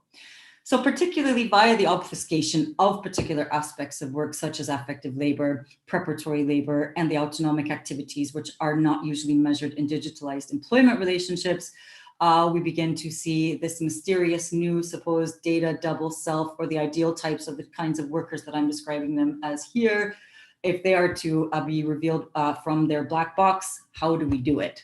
So the way that I'm trying to do it, and I will do today, speaking from a form of a new materialist frame, the unconscious being sometimes more influential on human behavior than the conscious, rather than rendering this as though it's fully impenetrable and existing only at a sub-level of the physiological, where a nervous system is oriented around body processes occurring, again, without people's conscious intention. Rather than saying that these items, where they're being quantified and measured, only point towards something that is unresolvable, but instead I'm interested in looking at the kinds of policy parameters around which data collection has been occurring. I've been focusing on the corporeal aspects of tracking, for example, where wearable technologies used in warehouses, such as the haptic bands, which dictate where Amazon workers' arms should go for picking and stacking, as well as the kinds of smart devices that I referred to in the office wellness initiatives just now. So if we can do this, if we can really put some highlights around that, then I can start to actually say that digitalized workplaces, where the integration of AI augmented tools and applications, where the kinds of devices, the cobots, the chatbots, the platforms, and the human resources interfaces can really be interrogated. And if we look at the core of those projects as being what? Data collection. And you've talked about data extraction already today, which is super important. So let's go ahead and start to talk now about the European Commission's 2018 announcement, the annual investments in artificial intelligence. What we've seen is a lot of investment at a very high level going into how artificial intelligence is going to be a civilizing process almost. It's going to be very good for our productivity. So the prediction here, the annual investments by European Commission would be the annual investments in AI, the increase of that would be 70%. Under the Research and Innovation Program of Horizon 2020, which you'll be familiar with. It was intended to reach Europe, so euros 1.5 billion for the period of 2018 to 20. And that investment, of course, was expected to connect and strengthen AI research centers, to support the development of an AI on-demand platform, which was intended to provide access to relevant AI resources, as well as to support the development of AI application in key sectors. Now, moving into the February 2020 white paper on artificial intelligence. It's quite important because the delineation here is this is an approach to excellence and trust, whereby AI is seen as a collection of technologies that combine data, algorithms, and computing power, where the advances in computing and the increasing availability of data are the key drivers of the current upsurge of AI. So this paper's real emphasis is on the positive angles, of course, for AI in healthcare improvements, disease prevention, farming efficiencies, climate change relief, and security improvements for all Europeans. And emphasized here is that AI is seen as a key to countries' seeming competitiveness. Now, let's start to look at what this means. When we talk about seeming competitiveness, and when we look at most of the high-level governmental and organizational reports, which are predicting that AI will, of course, improve productivity, will enhance economic growth, and will lead to prosperity for all. What we're actually looking at are, again, the materiality of the everyday and every night human work. Whenever productivity is mentioned, it is not necessarily correlated with the production aspects at the human micro level. And that's the kind of thing that I've been very busily trying to highlight. Where workplaces, which are the sites for AI augmented projects via, for example, image and text recognition of the data workers that I'm alluding to, where AI augmented tools and applications used for people analytics are very much the latest trend in human resources, or where in factories, gig works on the streets, in the homes, in the offices, and all these different environments, technologies are being used with a real interest in that level of how machine learning creates these supposed objective measures that can be used for themselves. I would call them black box decision-making processes. So in order to unbox AI, I suggest we look beyond the smoke screens, beyond the obfuscation, and put some emphasis on workers' experiences and the relations of production through looking at the employment relationship and through looking at surrounding policies on data protection and the tensions that emerge as AI becomes increasingly prevalent. So in order to do all of that, let's take a quick look at the data subject, which I've put in the next slide.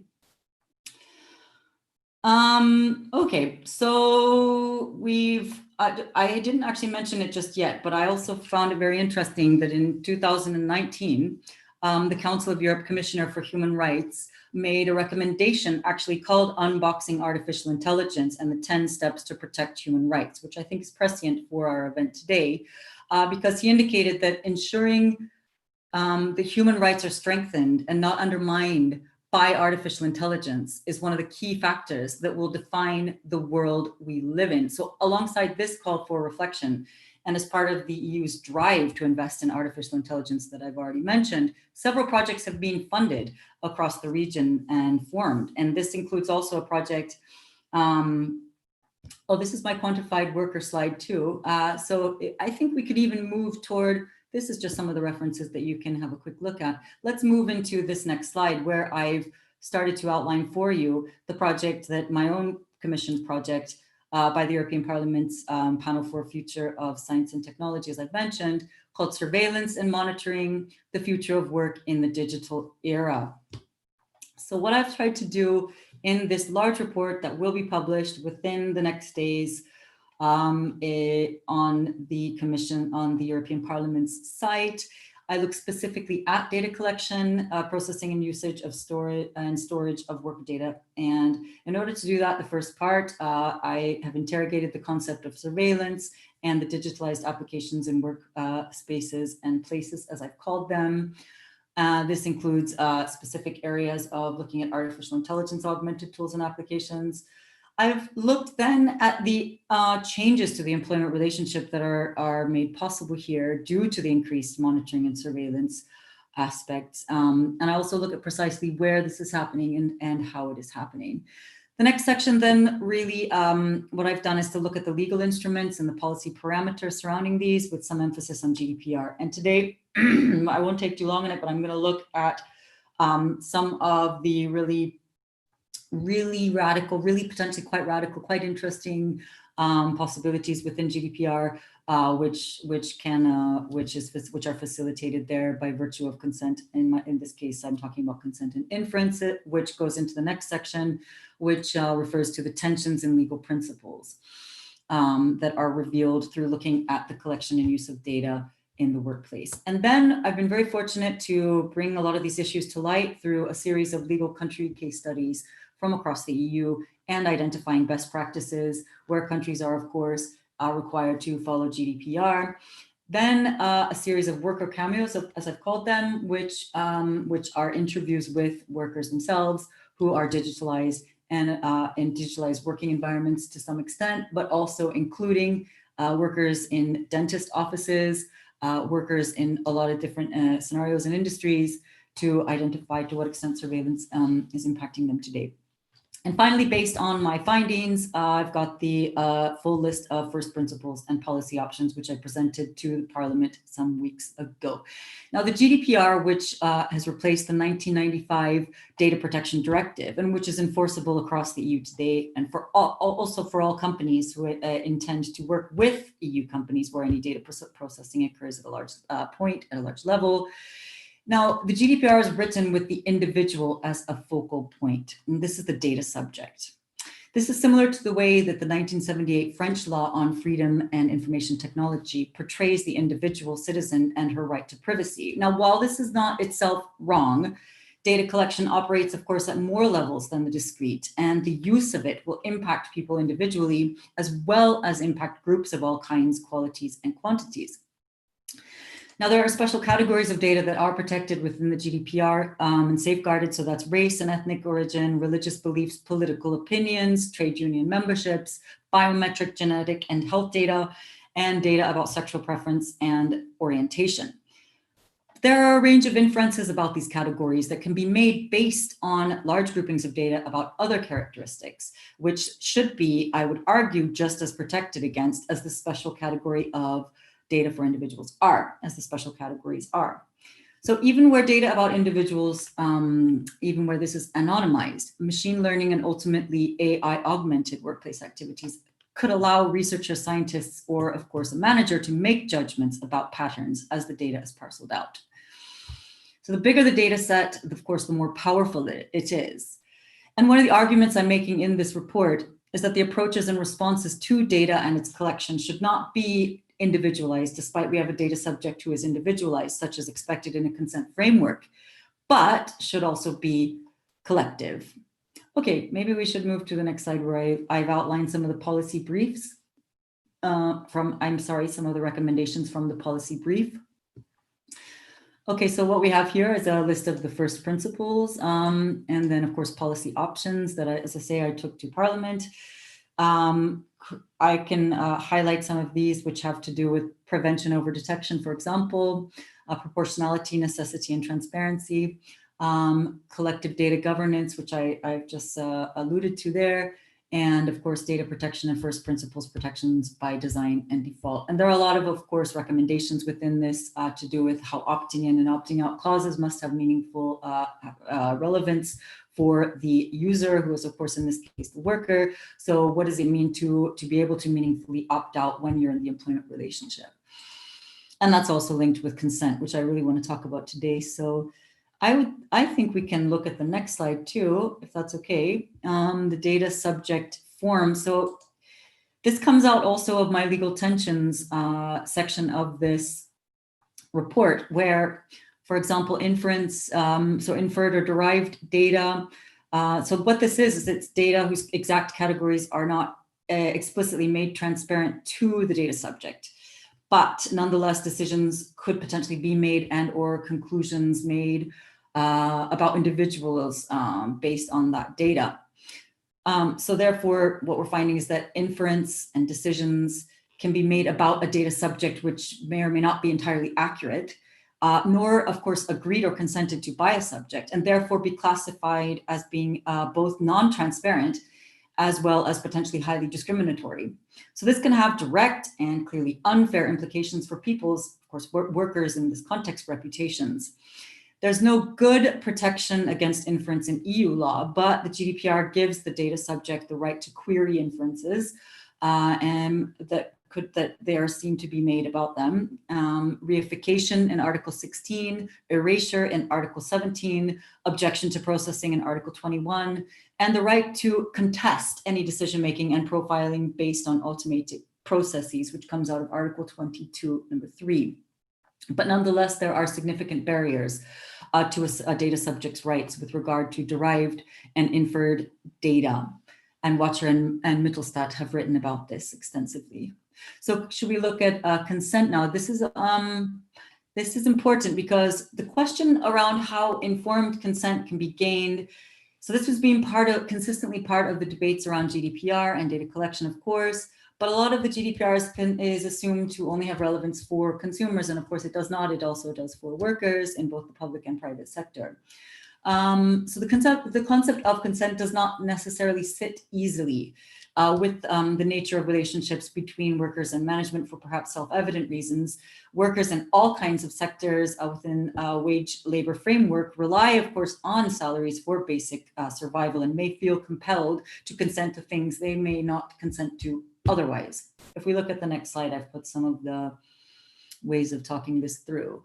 I think it's important to keep this on the agenda because in terms of thinking through the potential for consent, because despite, as I've already said, it does not sit easily within the employment relationship, there are definitions around it. For example, even in the 1995, the Data Protection Directive, we've got any freely given specific and informed indication of his or her wishes by which the data subject signifies his agreement to personal data relating to him or her being processed is then consent. I'm going to give you a bit of a kind of trajectory for how this definition has transformed and the debates around it. The GDPR definition takes that on board, but looks at the way the consent is sought as well, and as well as given, and scrutinizes that quite clearly, where Article 4.11 makes it clear that consent is any freely given, specific, informed, and unambiguous indication of the data subject's wishes by which he or she, by statement or by a clear affirmative action, signifies agreement to the processing of personal data relating to him or her.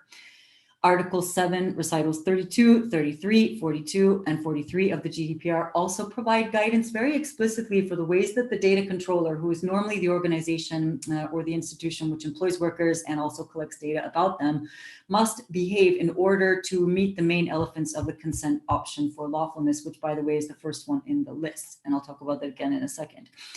Recitals 32 of the recital 32, and I've put it on the slide here. This provides particularly good clarification around building on Article 4, where consent should be a clear affirmative act and so on and so on. For example, and this has a lot of interesting stuff for electronic means or an oral statement. So is it a tick box exercise? Or as it says, silence, pre-tick boxes or inactivity should not therefore constitute consent. Consent should cover all processing activities carried out for the same purpose or purposes. Okay, so again, consent to data collection by a consumer is not equivalent to that of a worker, where freely given can exist potentially in a situation where that data subject has an authentic say. Furthermore, if consent is bundled up or non-negotiable, whereby a subject cannot refuse or withdraw consent without detriment, then consent has not been freely offered. So the legal basis for the concept of consent, it does not appear to be compatible with the basis for a company's legitimate interest, which also has parameters for lawfulness. If an employer can infallibly prove a commercial interest is salient, then the employer can process personal data even when it might be considered an invasion of privacy under normal circumstances.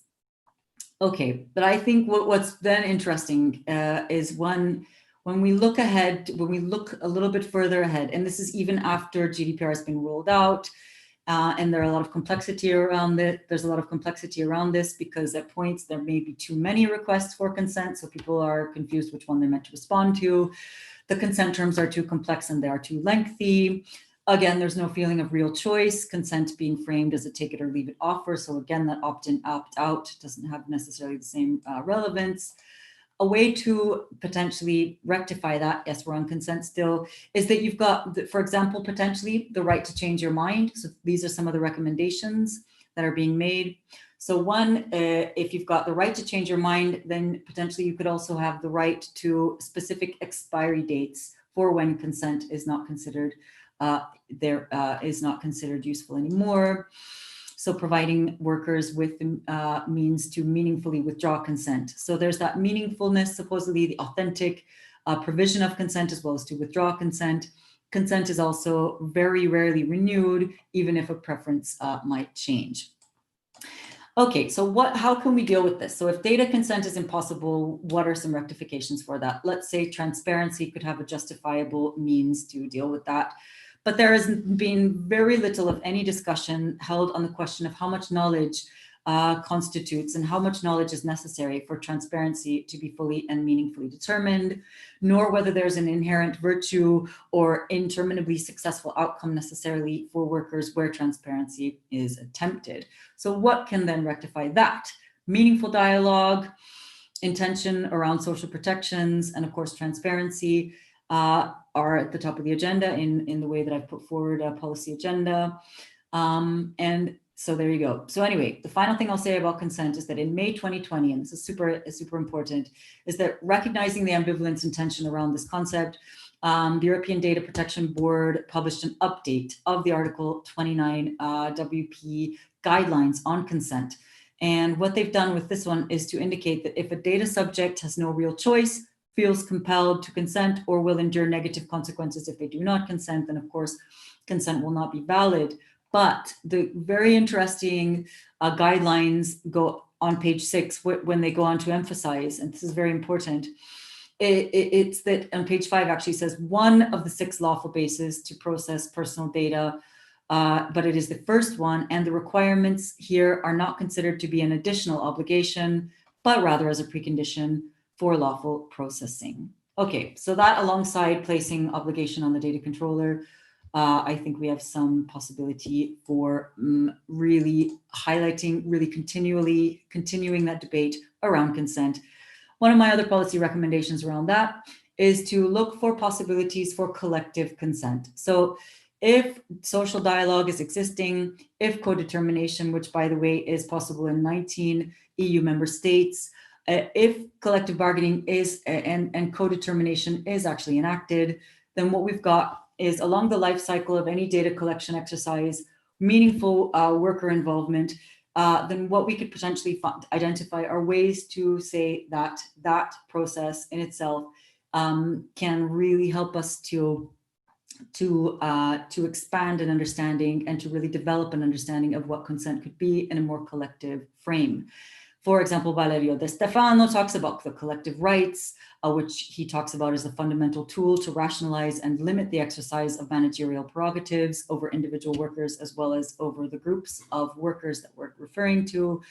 And this comes out of the special issue that Janine referred to also at the beginning in her keynote, which we are both published in, which really looks at AI and automation as well. And Antonio's work is also part of that project. Okay, so let's go on quickly to the next slide. I'm not going to say as much about the smart worker and the AI trainer, and the reason for that is because these are provocations. Now, when I talk about the smart worker, and I've outlined this a bit more in a Rosa Luxemburg Stiftung project, in terms of an ideal type of worker, so where we have got smart machines, we've got smart cars, we've got smartphones, and all these kinds of automated devices, which are seen as having smarts, which of course is not identical to the kinds of intelligence that we talk about within artificial intelligence. Nonetheless, if we can interrogate what the smart worker is intended to do and to be, and I've put this on the slide, we are expected to work very directly with, as well as sometimes to compete with, as well as to have our work authorized by, decisions made about, and all these forms, which are the semi-automation or automation that AI augmentation provides permissibility for, regardless of our full understanding of it, which is supposedly the black box. But my argument that we need to put the emphasis back on the human and say who the smart worker should be. So we can identify, for example, as I've just done through my interrogation of the GDPR, frames around, for example, consent, and of course there are a lot of other ones too, inviolability versus command, and all sorts of kinds of really interesting ways of properly interrogating the processes of data collection and what their usage mean, but also the way that the backbone itself is produced. So that's the next stage in terms of looking at AI trainers. I want to look at who is sitting behind the screen when decisions are made, which become image recognition, which of course then become databases, which provide the training data for artificial intelligence, and the working conditions of, as Mary Gray and Siddharth Suri have talked about, the ghost workers. So we actually do have a materiality for not just the production of AI, but also the working conditions that result from the integration of AI, for example, into human resources, for example, into the kinds of cobots that I'm writing about, and also robotics in workplaces today. Okay, so just to finish, we should be looking at who we are as humans in the AI at work era. We should be asking about who the smart worker is and who the smart worker can be. We should be identifying which processes of subjectification are we subject to, and to what extent we can consent to these processes. And most importantly, to focus on how we can further social protections around this as technology advances and as we advance technology today. So thank you. I am finished. Yeah. Okay. I think I can. No, it's already working. Wait a minute. I should find a way to stop the sharing of the screening, but there are too many windows open. So while I find a way to stop my sharing, no, it's here. No. Yeah, I noticed that they were the slides were flickering just a bit. I don't know if that's is it my? Okay. Yeah. Okay. Thank you, Ivana. No, sorry, and thank you very much for your brilliant presentation. And we have a question, so I ask, we should start by Gemma. Please, Gemma, if you can open, yeah. Can you? Hi, Gemma. Hi, can you hear me? Hi. Is this good? Yep. Okay, perfect. So thank you so much for the talk. It was super fascinating for me. Just very briefly, my name is Gemma Nunes. I'm a PhD candidate at the University of Amsterdam. I used to work a bit more on sort of algorithmic surveillance and algorithmic management, but in the last sort of year, I've been working a lot more on AI trainers and particularly chatbot trainers. So I wanted to put a question to you on that topic, even though I know it was only a provocation at the end of your talk. The main question I had was about this idea of consent and also with AI trainers. So the question I ask is, who really at this point gets to frame their labor as being one of production and AI training? So you frame AI trainers as like content moderators and data workers, but the like supply chain of the amount of labor that goes into AI production and AI training can be much more than just the data workers in, say, crowdworking platforms, up to the people in organizations who have to manage and train the products and services once they're being implemented. So I was just wondering, from your perspective, who feel less involved in the AI production and they're just subject to the AI decision making. Hopefully that was a bit clear, but yeah, who gets to frame themselves as an AI trainer in this much more complicated supply chain? Ivana, are there other questions? Shall I go step one by one? Maybe we can. As you want. I don't mind. Thank you very much. I appreciate that, Gemma. That's very, very good question. And maybe we could add the Jacqueline question, because I think it's related. Jacqueline question is, there has been growing mainstream awareness of the situation of Facebook content moderators around the world. Do these workers count as artificial intelligence trainers? And in this case, the system is Facebook, I suppose. Maybe they are in part related. Oh no, you have to say the question again, because I just noticed something that forced my brain away from your voice. Tell me again. Yeah, the question is if Facebook content moderators count as artificial intelligence trainers. Okay, thank you. Yes. Okay, great. Shall I go ahead and answer the question? Maybe you can, yeah. Thank you. Oh, those are great. No, I'm very, very happy to have these questions, partly because these are so what I'm how to precisely explain this. So because my work so far has tended to look at the working conditions themselves, and a lot of the work around sort of risks that are presented, risks as well as some benefits with any technological intervention in the workplace. And of course, at points, I've varied that through looking specific industries, specific work spaces and places, specific kinds of workers.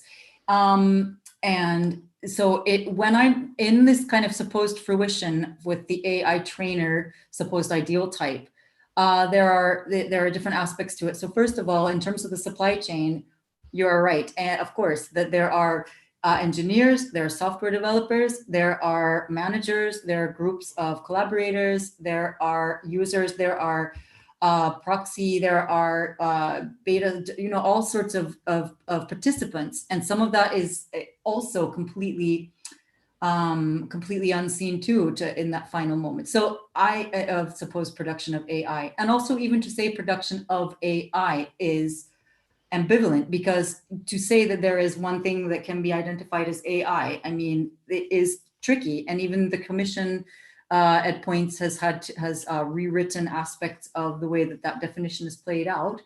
For me, where I put emphasis on what is AI and what is not, having looked at from the 1950s original discussion of what the supposed AI was in Dartmouth College and so on and so on, for me, it's around the machine as having capability of behaving supposedly as they are behaving as though they were human. Okay, so that's a bit of a tricky one to do and maybe a little bit retro, but in doing that, what it means is to now start to look at supposedly AI as a product, which is not the way that it was discussed and has not been discussed necessarily in that form by the kinds of engineers, by the philosophers as well, by the different people within the AI field.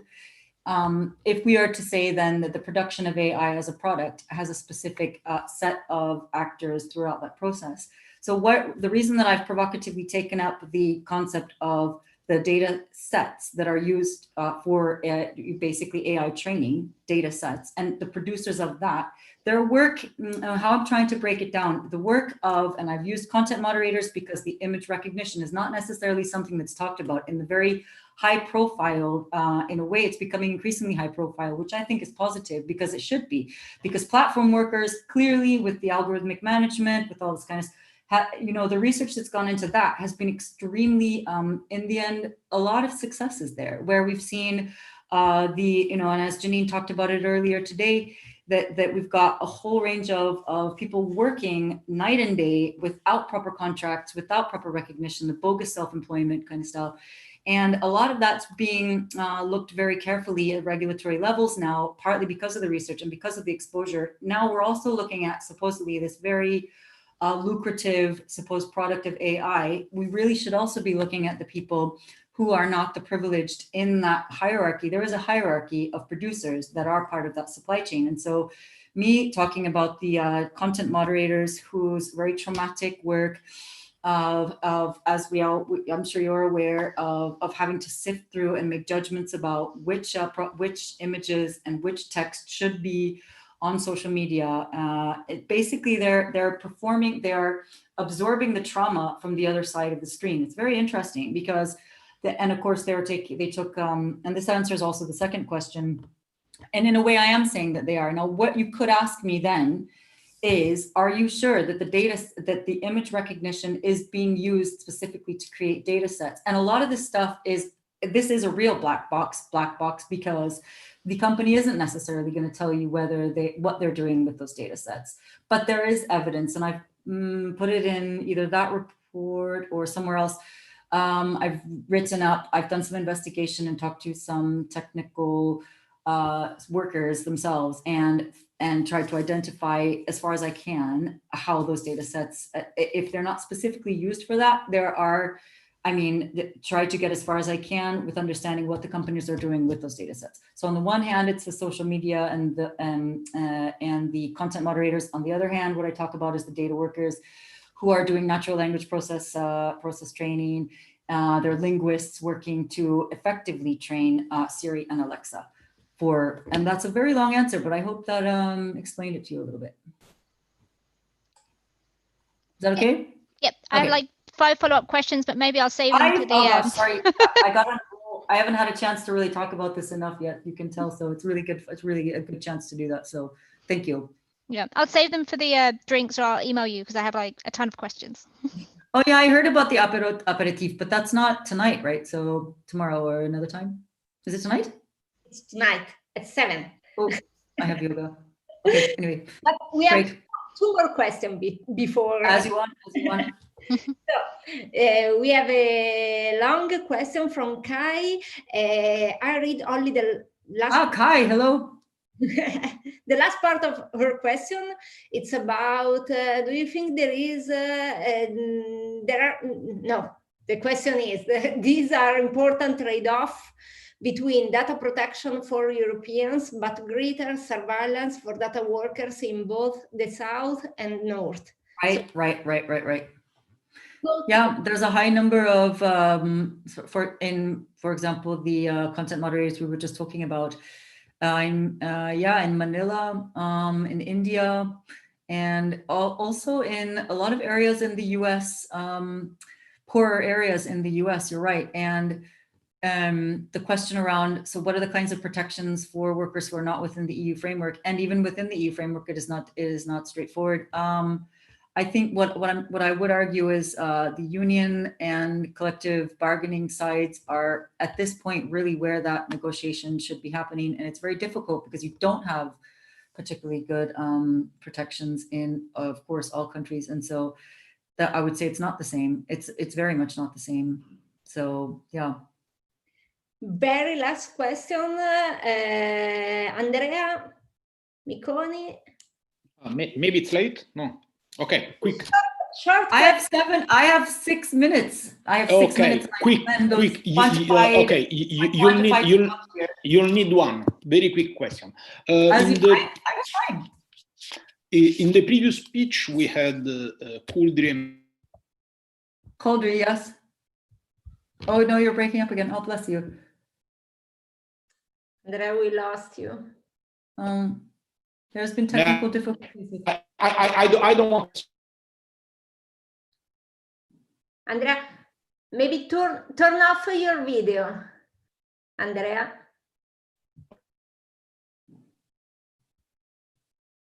Andrea, maybe if you switch off your video. I can switch off mine.